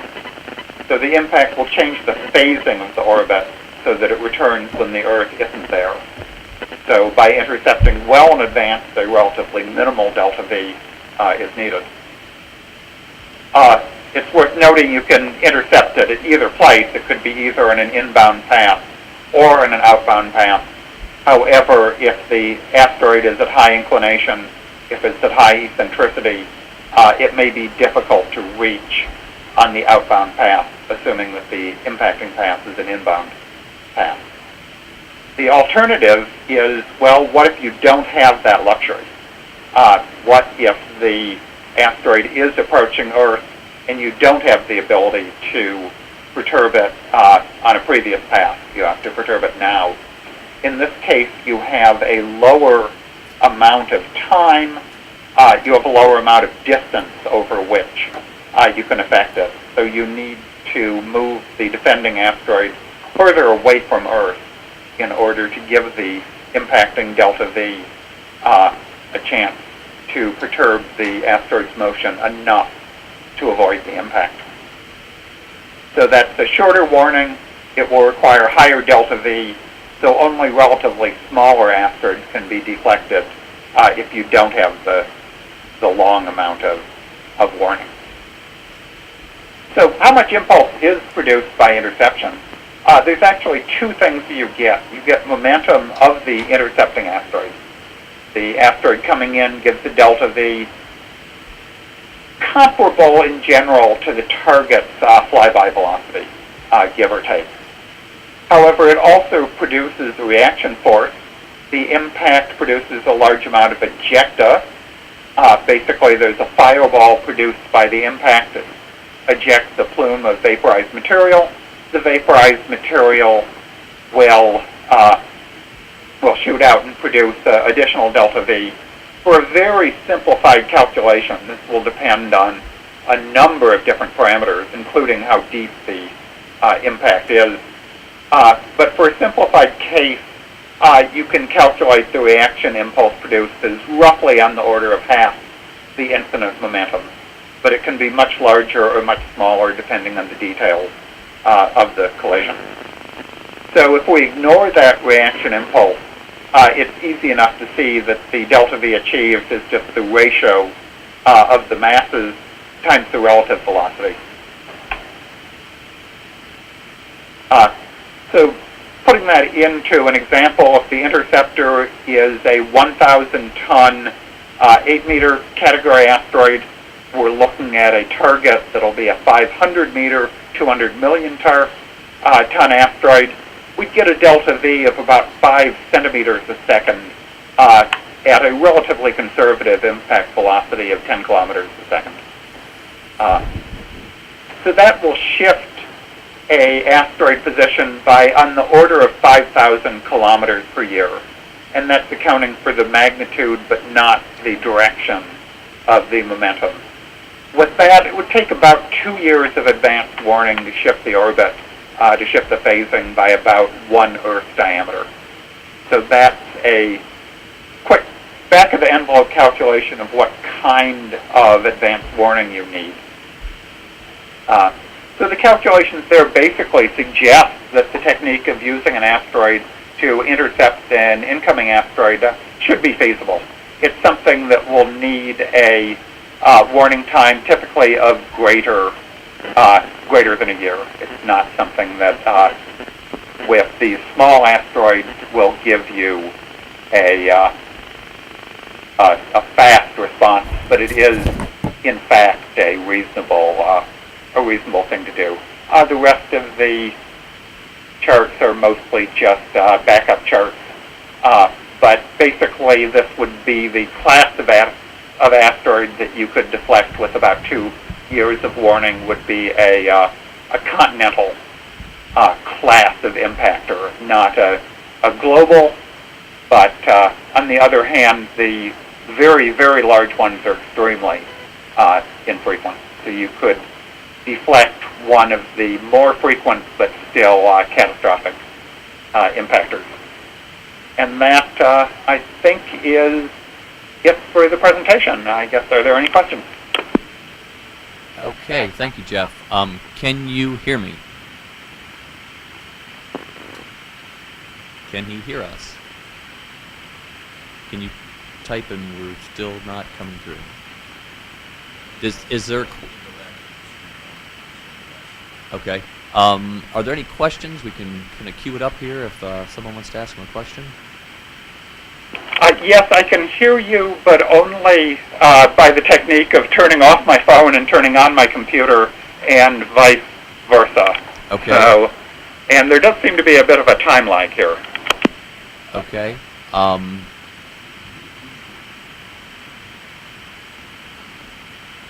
We don't have any questions here in the room. Pedro, are there any questions online? Okay. All right. You might get this message in a few seconds, Jeff, but thank you very much for your presentation. You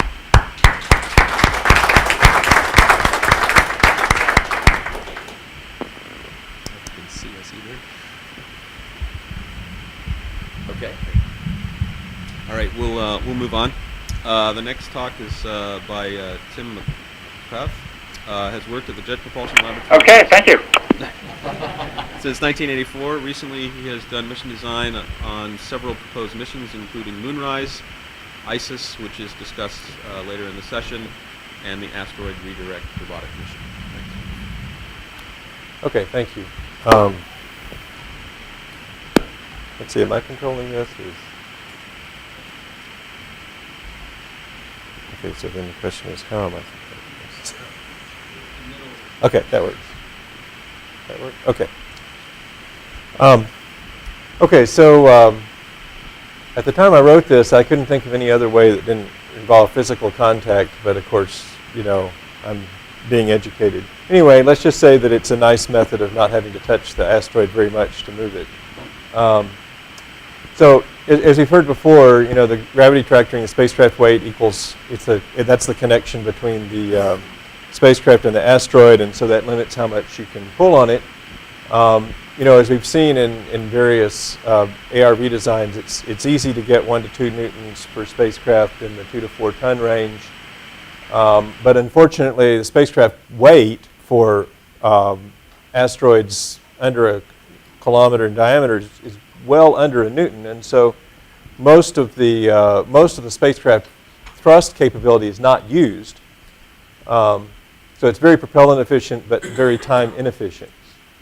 Now the weight formula, if you assume a spherical asteroid and you operate at an altitude of 1 radius, which is about the closest you could imagine operating with any degree of safety at all, is this equation here. And the only free variable once you've picked the asteroid, or if the asteroid's been picked for you, is the spacecraft mass here. So that's the only way to improve the coupling.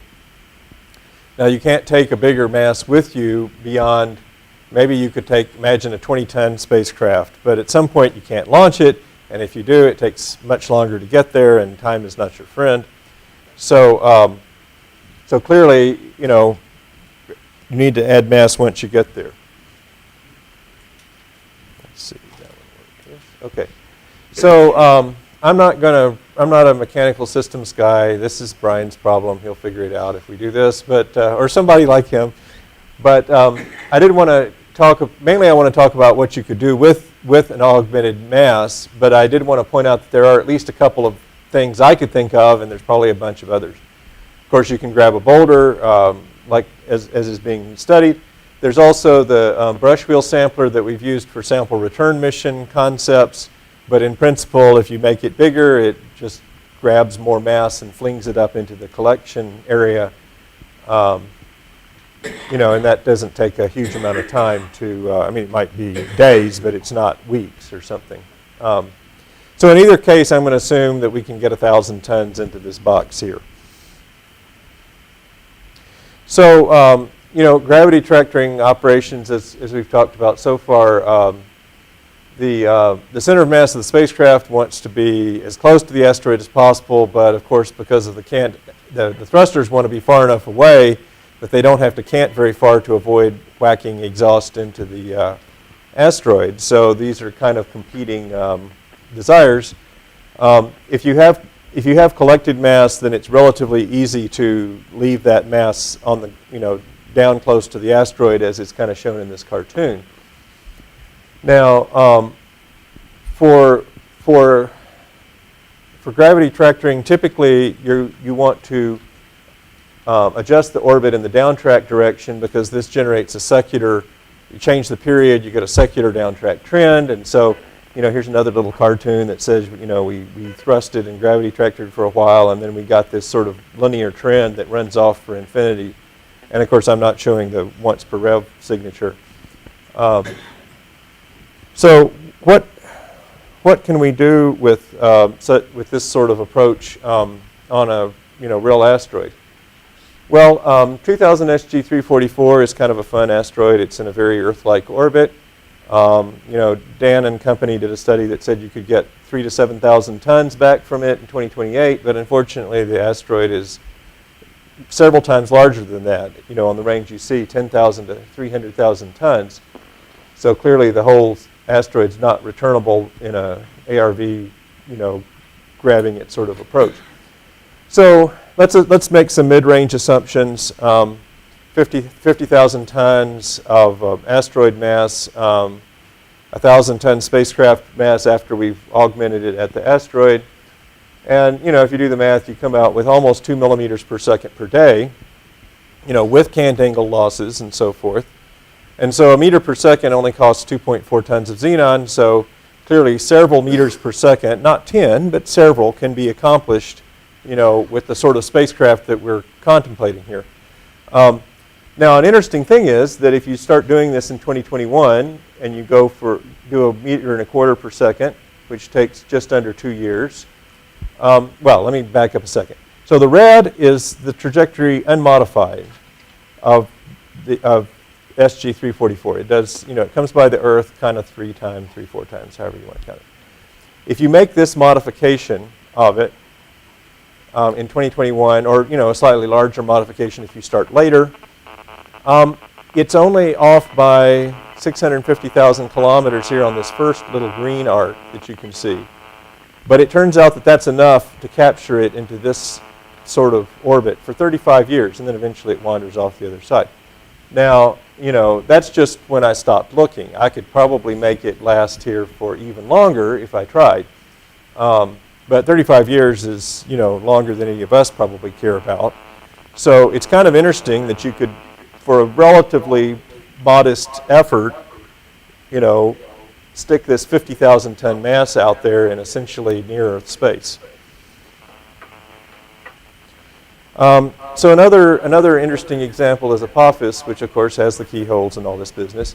Well, you know, the 2029 we're not that worried about at the moment, right, Paul? Are you worried about that? Yes. Okay. So, and it's 10 times bigger than SG344. So, using a slightly different set of assumptions, because this is actually getting to be big enough that you don't have to pull up all that much mass. You know, with the same sort of thrust level on the spacecraft, you get 3 microns per second per day, which, you know, doesn't sound like much, but if you do downtrack thrusting for 1 revolution of Apophis, you get, you know, 90 kilometers per rev. You do this for 3 times, it's 270 per rev. You go 10 years, as you see, it's starting to make a big difference. And so, I guess my point here is that, you know, this is starting to be of order the diameter of the Earth. It's not, you know, I mean, obviously the Earth's twice that big, but, you know, you might find that there's cases where a couple thousand kilometers is enough to get you out of trouble. It's certainly enough to move it around on the surface, and maybe you could stick it, you know, I don't know. Don't really want to go there, I guess. But the point is that if you know, typically gravity tractoring is thought of as, this is just good for a minor trim. But if you can augment the mass and you have, you know, some time, you can actually use this as the primary method for moving the asteroid, with, you know, the Earth's radius as an important parameter. So, you know, in conclusion, you know, mass augmentation makes gravity tractoring an attractive primary method for moving asteroids. It uses all the spacecraft thrust capacity. It works on asteroids as big as Apophis, and probably even a little bit bigger, although really long lead times would be necessary. And of course, you don't have to despin the asteroid. In fact, if you're doing this brush wheel sampling thing, you probably don't want to despin the asteroid, because you want the asteroid to rotate stuff under your brush wheel sampler so that you can just keep, you know, grabbing it up. But, you know, other methods are in fact probably possible. You know, and again, how you would actually augment the mass is an interesting question, and I don't know that neither one of these feels like the absolute perfect way to do it. But you know, something is probably out there. And then, you know, like as I showed, SG344 is kind of a special case that could be an interesting, if it was moved in this manner, it could make a long-term interesting target for human missions and, you know, ISRU utilization, whatever. So that's all I had. Great. Thank you, Tim. Okay, do we have any questions, comments in the room? Okay.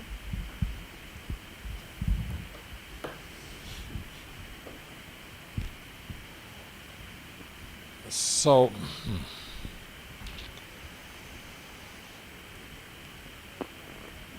I'm curious about the, you know, the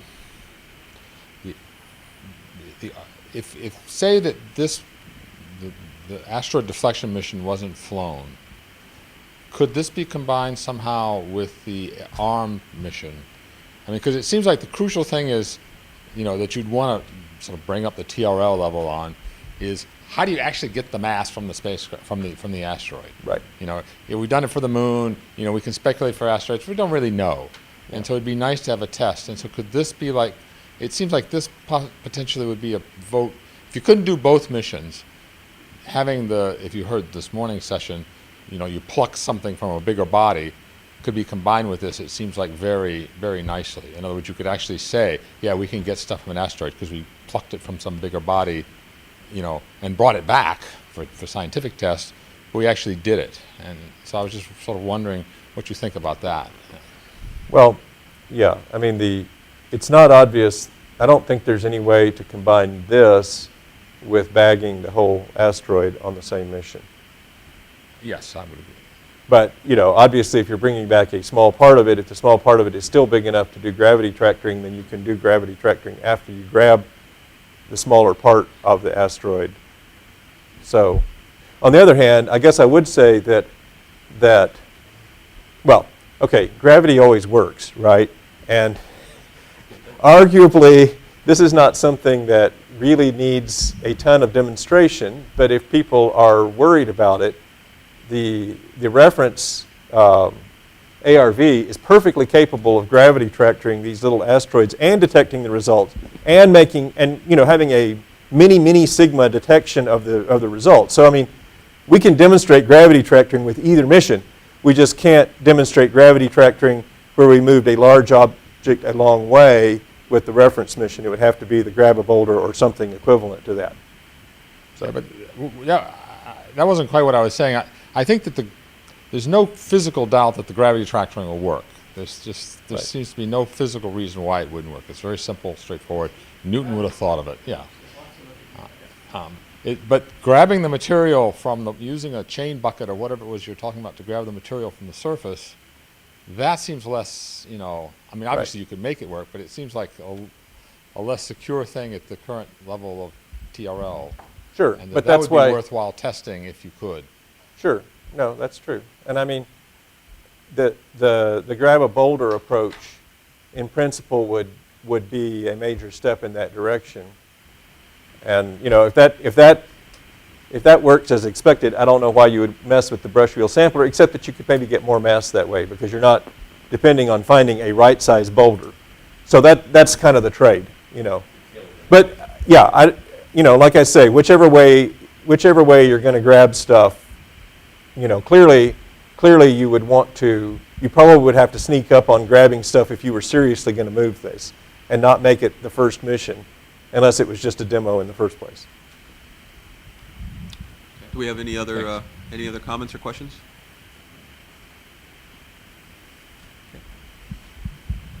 Okay, we're a couple minutes ahead here, kind of outside my threshold here. I was keeping it to the 2-minute delta here, so we got about a minute. I'll just echo that,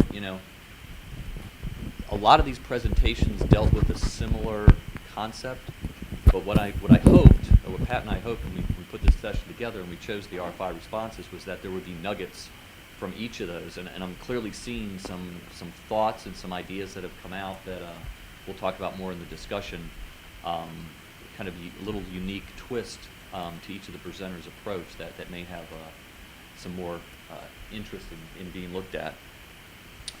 So that was a comment to kill 30 minutes there. Okay, just a general question.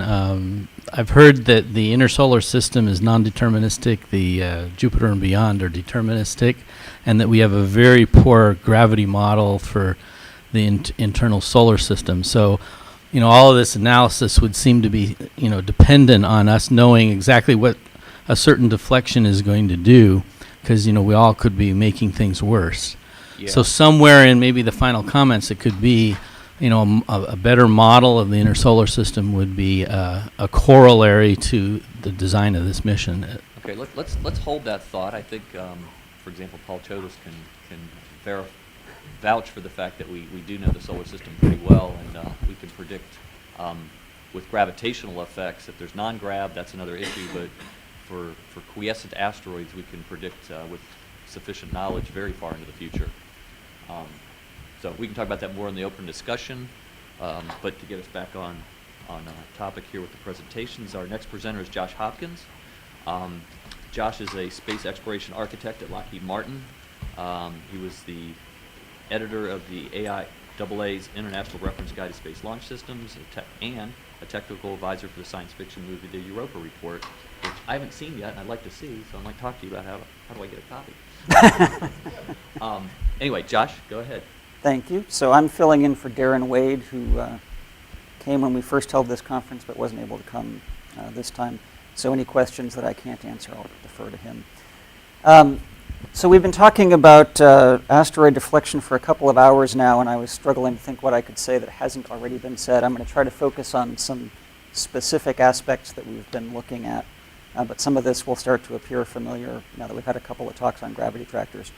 So we approached this sort of from first principles and thought about two things. One is the question was kind of how do you make ARM useful as a planetary defense demonstration?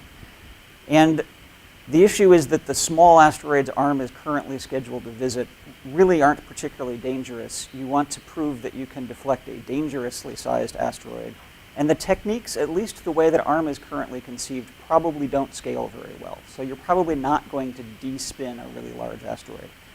The size that would be more useful is something in the 100-meter range, give or take, say, a factor of 3 in size, which equates to roughly a factor of 10 in volume or mass. So below something like 30 meters, those asteroids are common but not very dangerous. Above about 300 meters, they're dangerous but not very common, and most of the ones, say 2/3 of the ones above 300 meters or so, have been discovered.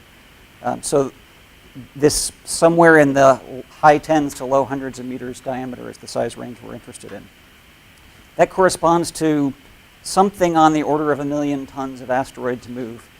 And the deflection we decided we want to achieve is on the order of 1 centimeter per second. That came from the study of how to deflect asteroid 2011 AG5 when it was one of the top items on the risk list a couple of years ago. That's also a big enough number that you can measure it so that you can confirm that you have actually deflected the asteroid. Now there's, I think, another important point about what the question was, which is that it's not really a question of what's the best asteroid deflection demonstration you could do. It's what can you do with the ARM mission. So what we really need to do is figure out how we use the spacecraft roughly as conceived by ARM with the ARM mission objectives and add on a deflection demonstration. So things like deflecting kinetic impactors, well, those might be a really good way to deflect an asteroid. It's probably not something we can do very well as part of the ARM mission. Likewise, there are a number of techniques that have been talked about for potential deflection that could be done sort of as secondary payloads or additional capabilities on the ARM spacecraft, but we are very budget constrained on this mission. There is literally no budget in the current NASA allocation. So anything that adds additional systems specifically for asteroid deflection on top of the ARM requirements is potentially a deal breaker. So we wanted to figure out how to do a useful demonstration basically with the ARM spacecraft with as few modifications as possible. And we got very interested in a comment that Dan had made in a hallway conversation at some previous convention or conference on using mass augmentation. So just very briefly, this has been touched on before. The gravity tractor uses electric propulsion on a spacecraft to tug an asteroid by using the gravitational attraction between the spacecraft and the asteroid as the tow rope. Now, as has been alluded to before, the biggest problem with this is that you're very limited in the force you can apply if you're limited to a few tons of spacecraft mass. I'm not sure anybody talked about this numerically, so let me be more specific. If you're moving something like a 100-meter class asteroid with a spacecraft that's something like 10 tons, which is what ARM roughly weighs, you get something like 20 millinewtons of force. That's the most you can apply. It depends on the radius and the size of the spacecraft. To put that in perspective, that's about 1% of the maximum thrust that the ARM spacecraft has. So even though we think of SEP as being low thrust, this is 2 orders of magnitude lower than that. To put this in a slightly more intuitive, graspable sense, let me describe this in more everyday terms. What we're trying to do is move a chunk of rock the size of a large office building with a spacecraft that looks roughly like a large wrecker tow truck they used to move semis, pulling on it with a single human hair. Turns out a human hair has about 20 millinewtons of tensile strength. And in fact, the experts in human hair tensile strength are the cosmetics industry, so when I look this up, I can tell you that this is more like a bleached human hair, which has slightly lower tensile strength because it's been damaged. So that gives you a sense of the challenge. Now, the good news is this is space with no aerodynamic drag and other limitations. So given enough time, you actually can tow an office building size asteroid with a human hair, but it would sure be nice to be able to do it faster. So as Tim and others have alluded to, if you can grab material from the asteroid, you can amplify the upper limit on your towing capability. And for something on the order of 1,000-ton sample collection, which was roughly what the ARM spacecraft was sized for, you can get into the few newtons range. So that's roughly what the ARM spacecraft is designed for with SEP. Now, this still has the advantage that you can tug the asteroid in pretty much any direction you want. It has the disadvantage that unlike a traditional gravity tractor, you do have to have a kind of mechanical interaction with the asteroid. So you care about what its surface properties are like and whether there is loose material on it. In fact, it requires that there be some material that you can pick up. So this is one of the potential limitations.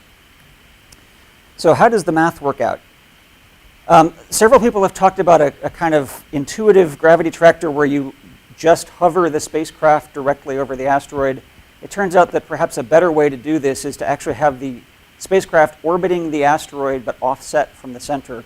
And one attraction of that is that if you stop thrusting, you don't fall down and crash into the asteroid. You stay in an orbit around it, and I'll show you that in a minute. So in one of these displaced orbits, if we have a 1,000-ton sample mass that we've picked off with a 10-ton spacecraft, and we have a 100-meter asteroid that's, in this case, on the order of 2 million tons, the maximum thrust you can apply is about 2 newtons, which is pretty much in line with the capabilities of the armed spacecraft.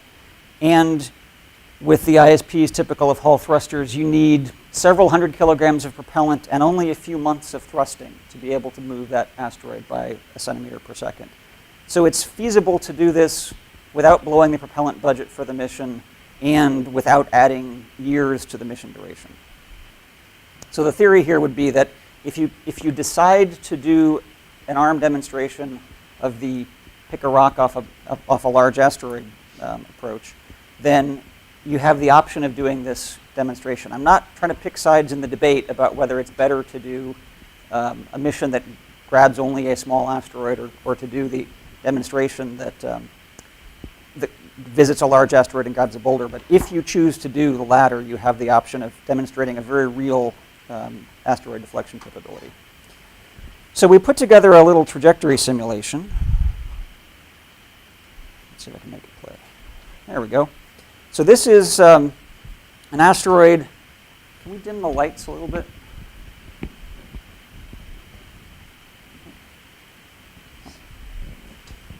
There we go. So we have our asteroid, which is moving in the upper left in this picture. So there's its velocity vector. And what we want to do is basically add to its velocity vector. One of the easiest ways to change its position is to accelerate it in the direction it's already going. So the spacecraft is thrusting. You can see our feeble attempt to have a picture of an ion plume there in the blue line. That thrust is pushing the asteroid orbit ahead of the actual asteroid position, and that imparts an average acceleration through gravity to the asteroid in the correct direction. So we simulated this for something like 150 days without crashing into the asteroid. We've got the solar arrays pointed at the sun at the appropriate times. And one of the other attractions of this approach is that you are allowed to point the thrusters actually in the direction you want to go and not canting them off at a 45-degree angle to avoid pluming the asteroid because you're not pointed directly at the asteroid. Now you'll notice that this trajectory is kind of looks sort of random. It's a little bit loopy. That's partly because the asteroid has an irregular gravity field, but mainly because we didn't take the time to do a smarter job of designing the trajectory in a way that would be more stable. And here's what happens. You'll notice we've turned off the plume, so that plume went away. If you lose thrust, you go into a stable orbit around the asteroid. Oops, start it over again. So that it doesn't crash into the asteroid. Now, one of the other attractions of the mass augmentation, because you can increase the force you can apply by a factor of 100 or 1,000, is that you can either use that amplification to move the asteroid a whole lot faster, or you can use that increased force to allow a much greater offset distance from the asteroid. So operating relatively dumb spacecraft around an irregular rotating body with a lumpy gravitational field is sort of nerve-wracking if you're trying to do it up close. Being able to do it at a greater distance may simplify the mission operations and reduce risk quite a bit. So we laid in a kind of a notional timeline for this demonstration based on the timeline that's being developed right now for the OSIRIS-REx mission. And we concluded that you could probably do this demonstration, including the part about picking up the material off the asteroid, in a little over a year. So it should be feasible to fit that within the nominal mission plan.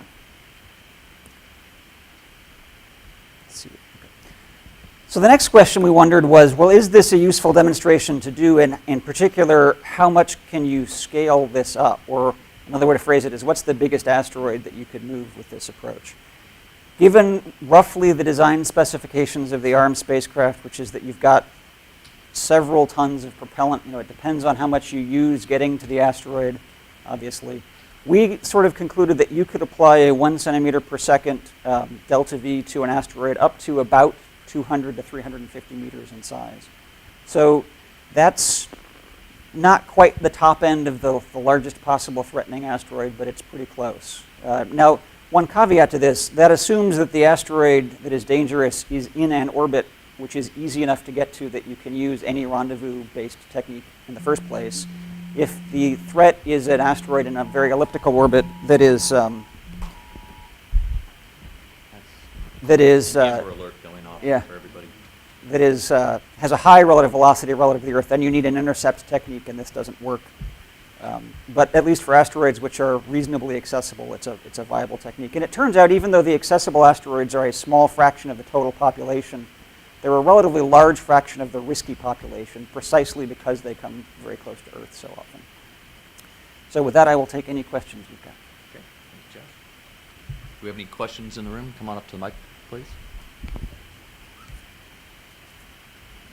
Is it the gravitational pull of the asteroid that keeps you from moving away from it? Yes. Okay. So that's why it sets the limit, and it's also why the tow truck analogy is a good one. If you apply a force that exceeds that gravitational force, you break the rope and you go much farther away from the asteroid. So what is the total thrust of the spacecraft in your demonstration now? I think we attempted to use the ARM reference design, which is something like 2 newtons. 2 newtons. And that's just the SEP thrust. Obviously, there's chemical thrusters for Yeah. RCS that are... So basically, it seems like there's a design, and this is not so much for the demonstration mission, but it seems like there's a design choice when you start talking about moving 1,000 tons of material of, well, what is more likely to have problems?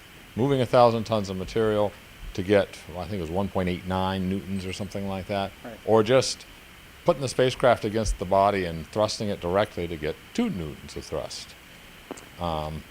And so it seems like that needs some consideration, that it's not obvious to me that, if you sort of like, if you had to do this, if you're saying, the Earth is going to get hit by this thing, we have so much time, we have to do this, it has to work. It's not obvious that moving the 1,000 tons is the safer option there.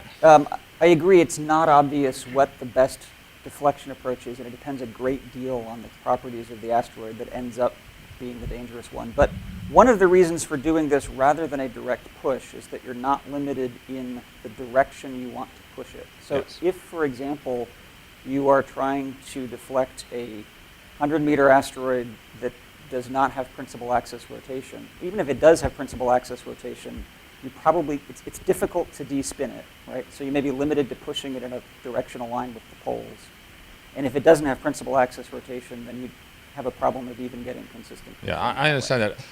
Just as an aside, and for the record, sort of some of these other talks have talked about spacecraft with 80 newtons of thrust using solar electric propulsion, and so that was chemical. Right. Okay, but still, And some of them think talked about more than that, a couple of newtons, and so you could. Right. Yes, it's all a question of solar cells, right? I mean, you get bigger solar cells, and you have more thrust. I mean, Right. So in other words, it scales better, it seems like, than the moving the mass onto the space. Sorry, which scales better? Putting in bigger solar panels to have more direct thrust scales better, because we know how to do bigger solar panels, they're easy to do, than to say, well, we'll move 2,000 tons, It's not obvious to me that a solar array that can provide tens of newtons of SEP thrust is easy when attached to an asteroid. Fair enough. If for no other, the simplest reason it's hard is that it's going to be dark half the time, which may coincide with the direction you want to push. But yeah, I'm not saying it can't be done, but it's not obvious that it's easy. Any other questions or comments? Thank you, Josh. Okay. John.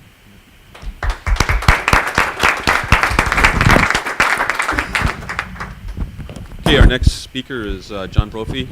John is a JPL fellow and is a specialist in electric propulsion for the Jet Propulsion Laboratory, and he's been there since 1985. He's responsible for the ion propulsion system for NASA's Dawn mission, and has recently was a co-lead on the Keck-sponsored asteroid retrieval mission feasibility study. All right, thanks. Okay, so we're going to talk about a little bit different approach. I think you heard about this earlier in this session, which we now call an ion beam deflection or ion beam deflector. When we originally wrote this up, we called it push me, pull you. Nobody liked that, so we changed the name. But there are other names. This came out of, first time we heard of this concept was from Kitamura, who looked at it for dealing with orbital debris. And so you blast, you have your SEP vehicle, you blast the ion beam into it. You don't need to grab the thing, you don't need to detumble it. But you do need to thrust in the opposite direction in order to maintain your position relative to the object. And then Bombardelli and company said, well, let's apply this to deflecting asteroids. So same idea, you blast the ion beam into the asteroid and thrust in the other direction to maintain the position. The attractive feature of this is that now the coupling force that holds you relative to the asteroid is entirely within your engineering control. It decouples this from the size and spin state of the object that you're trying to move.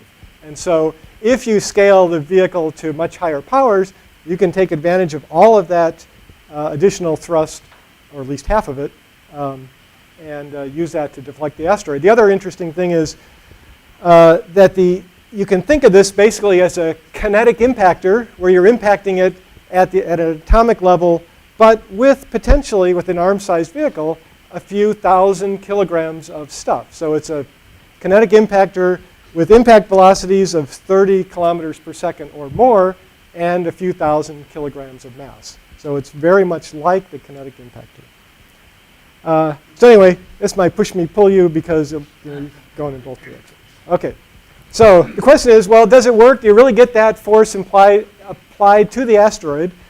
Well, this occurred to people for other reasons, and they take a plate here, graphite disc, and stick it into the exhaust plume here of a Hall thruster. Hall thruster's on a thrust stand, and this is also on a thrust balance. And so it turns out that those two match to within a few percent. So we know that if you hit the asteroid with the ion beam, you will indeed impart the right thrust to it. There are some real-world effects, of course. Some of them is that not all of the exhaust might hit the asteroid, but you can control that in terms of how you engineer the thruster, how far you are from the asteroid, and how big it is. You will sputter the surface of the asteroid. This is like sandblasting at an atomic scale. But if the spacecraft's far enough away from the asteroid, it won't affect the spacecraft. And the amount of impulse you get from the sputtered products is negligible, even though it would help. You don't get a lot of elastic collisions, and you won't charge up the asteroid because the ion plume has lots and lots of electrons and ions. Hall thrusters are really good for moving heavy things, but it turns out gridded ion engines are really ideally suited for this ion beam deflector, and that's because you can make them with almost no beam divergence. So here's an actual photograph of this Nexus ion engine. It's a 20 kilowatt device, an ion exhaust velocity of 70 kilometers per second. So now we're talking some real speeds here. You can get an idea how big it is. This is Dan Goebel here. I'm not sure who photobombed the picture here. But it has flat carbon-carbon grids, which allows you to get this really very low beam divergence of only a few degrees. And it'll last for a very long time. They did test it for over 1,000 hours, but had very low erosion. And so 20 kilowatts, that's like half the ARM vehicle power level. So you've heard a lot about these things, gravity tractor and kinetic impactor. Kinetic impactors typically look at impact velocities of 5 to 25 kilometers per second or so. It depends on how you do the terminal navigation and guidance. And maybe several thousand, a few thousand to several thousand kilograms. And as an earlier talk said, with just a plain gravity tractor and our 100-meter asteroid, you're down less than 100 millinewtons for a 10-ton spacecraft. If you take the ARM-sized vehicle and you can deliver 10 tons of propellant and spacecraft to the asteroid, 6,000 kilograms of which is propellant at 30 kilometers per second, as I said, that's very comparable to a kinetic impactor in terms of mass and velocity. And you can direct it right along the velocity vector, which is the most effective way to deflect it.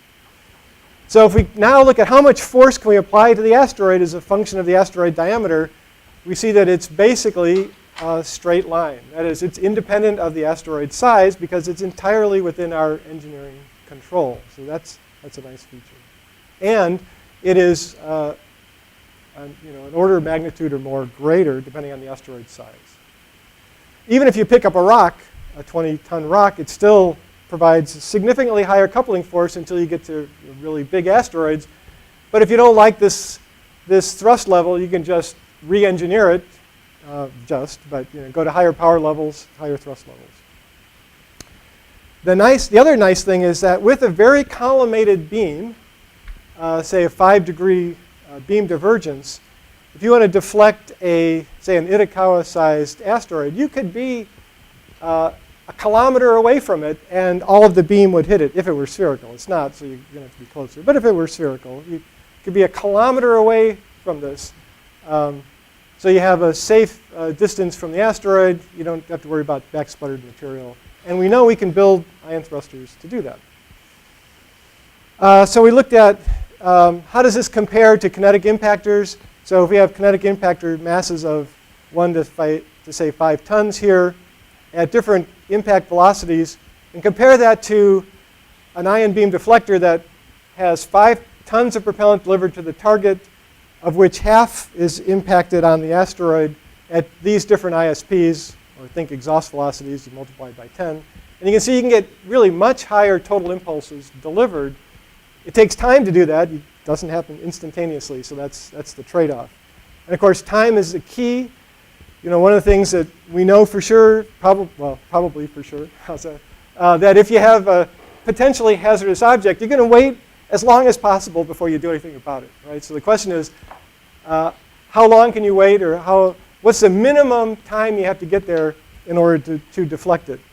So Dan Grebo and company looked at this asteroid 2011 AG5, which you just heard about, and looked at how to deflect it with a kinetic impactor. So we had them redo that analysis using this ion beam deflector. They were trying to get 10 Earth radii deflections on the B-plane prior to the keyhole passage. The reason for 10 Earth radii was to knock it not only away from that keyhole, but other potential other keyholes.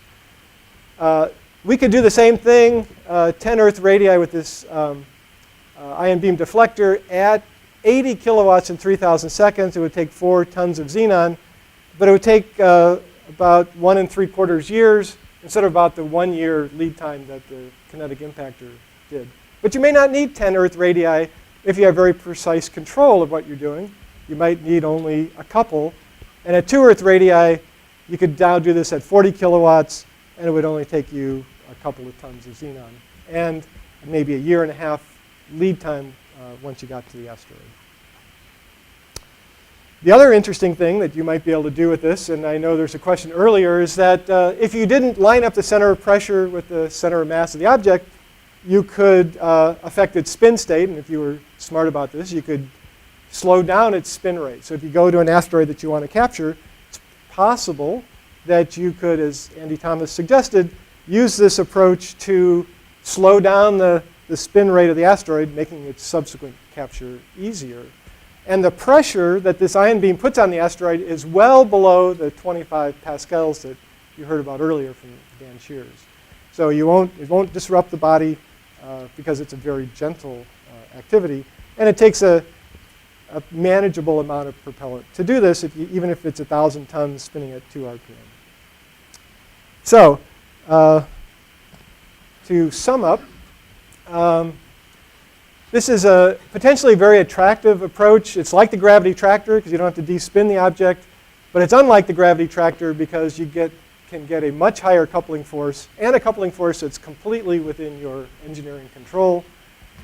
You could test this as part of the baseline asteroid redirect mission. Even if you did nothing, you could just point the Hall thrusters at the asteroid and blast into it.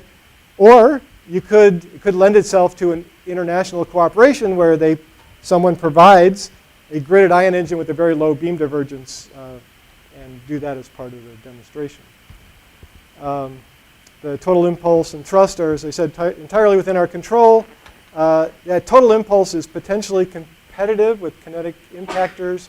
It also saves you on the fact that after you're done blasting into this thing, you still have the spacecraft there, and you can get a very precise measurement of what you've done to the spacecraft. In fact, you get that as you go along.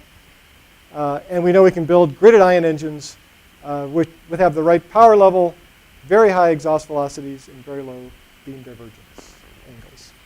Thank you very much.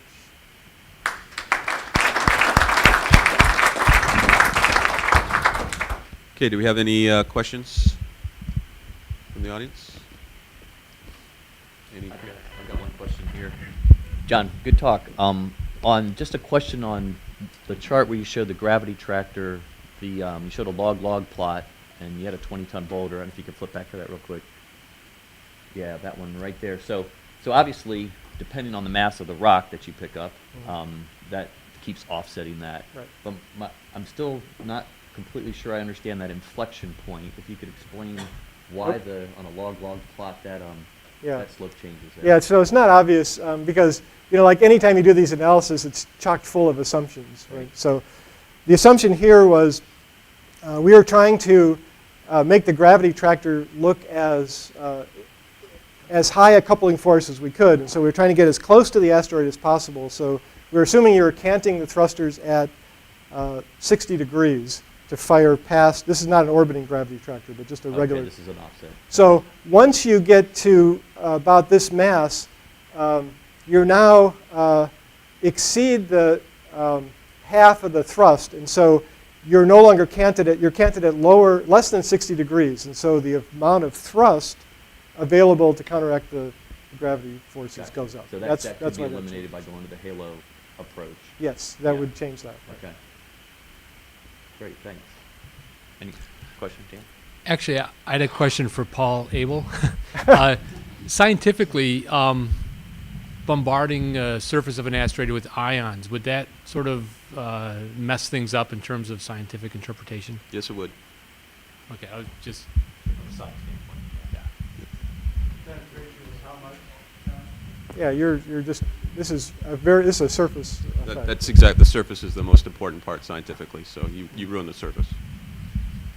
So with the gravity tractor, what separation were you assuming that the spacecraft and the asteroid were separated So with the gravity by? tractor, that varies as a function of the the asteroid diameter. So in fact, if you look here, so this is the height above the surface for the gravity tractor. So it varies. Okay, is it a certain number of diameters of the asteroid then? You could recalculate that. Okay, that would be an interesting number. It's a radius because you're at 200 there, and if you go across, you're at 100. Yeah, and this is the height above the surface. Assumes spherical asteroids. Yeah. So he's basically at a radii. Okay, thank you.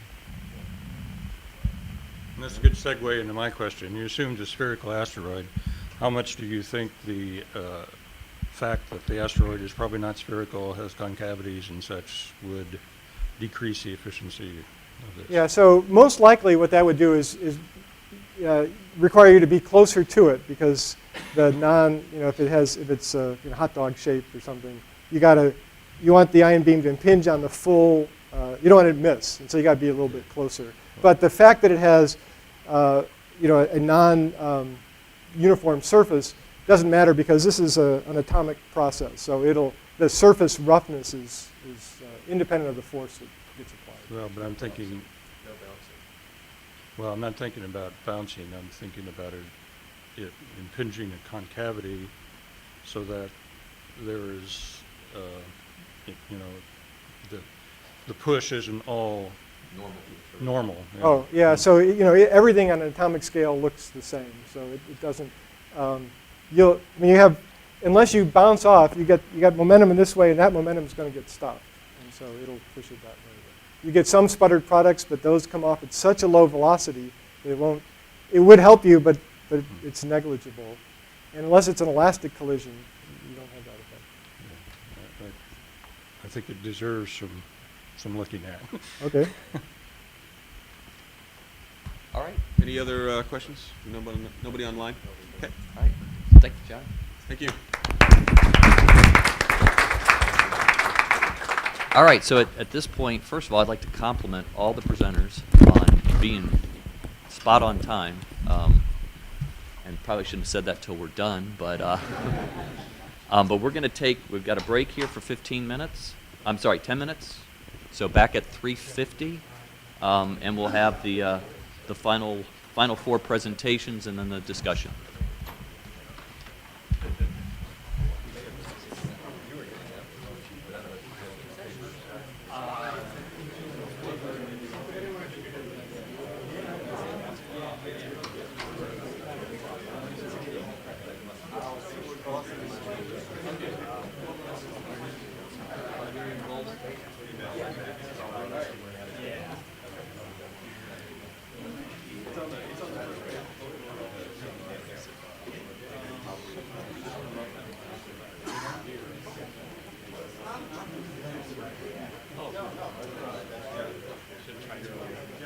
That was like 2 seconds. It's like I waited. Yeah. And this is not a most part of it. No, I don't think it's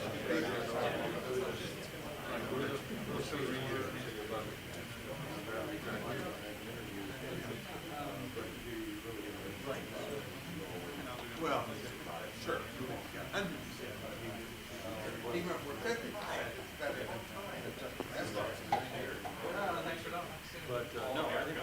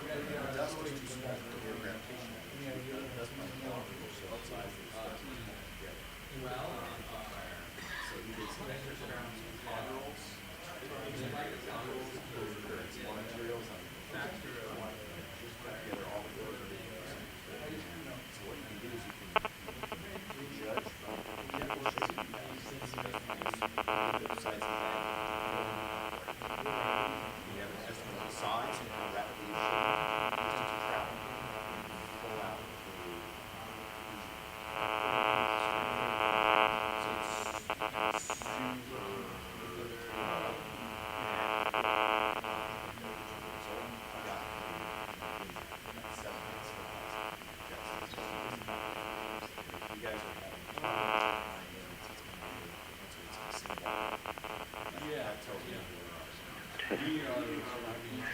1 2 3. Test 1 2 3. Test 1 2 3. Test 1 2 3. Test. Test.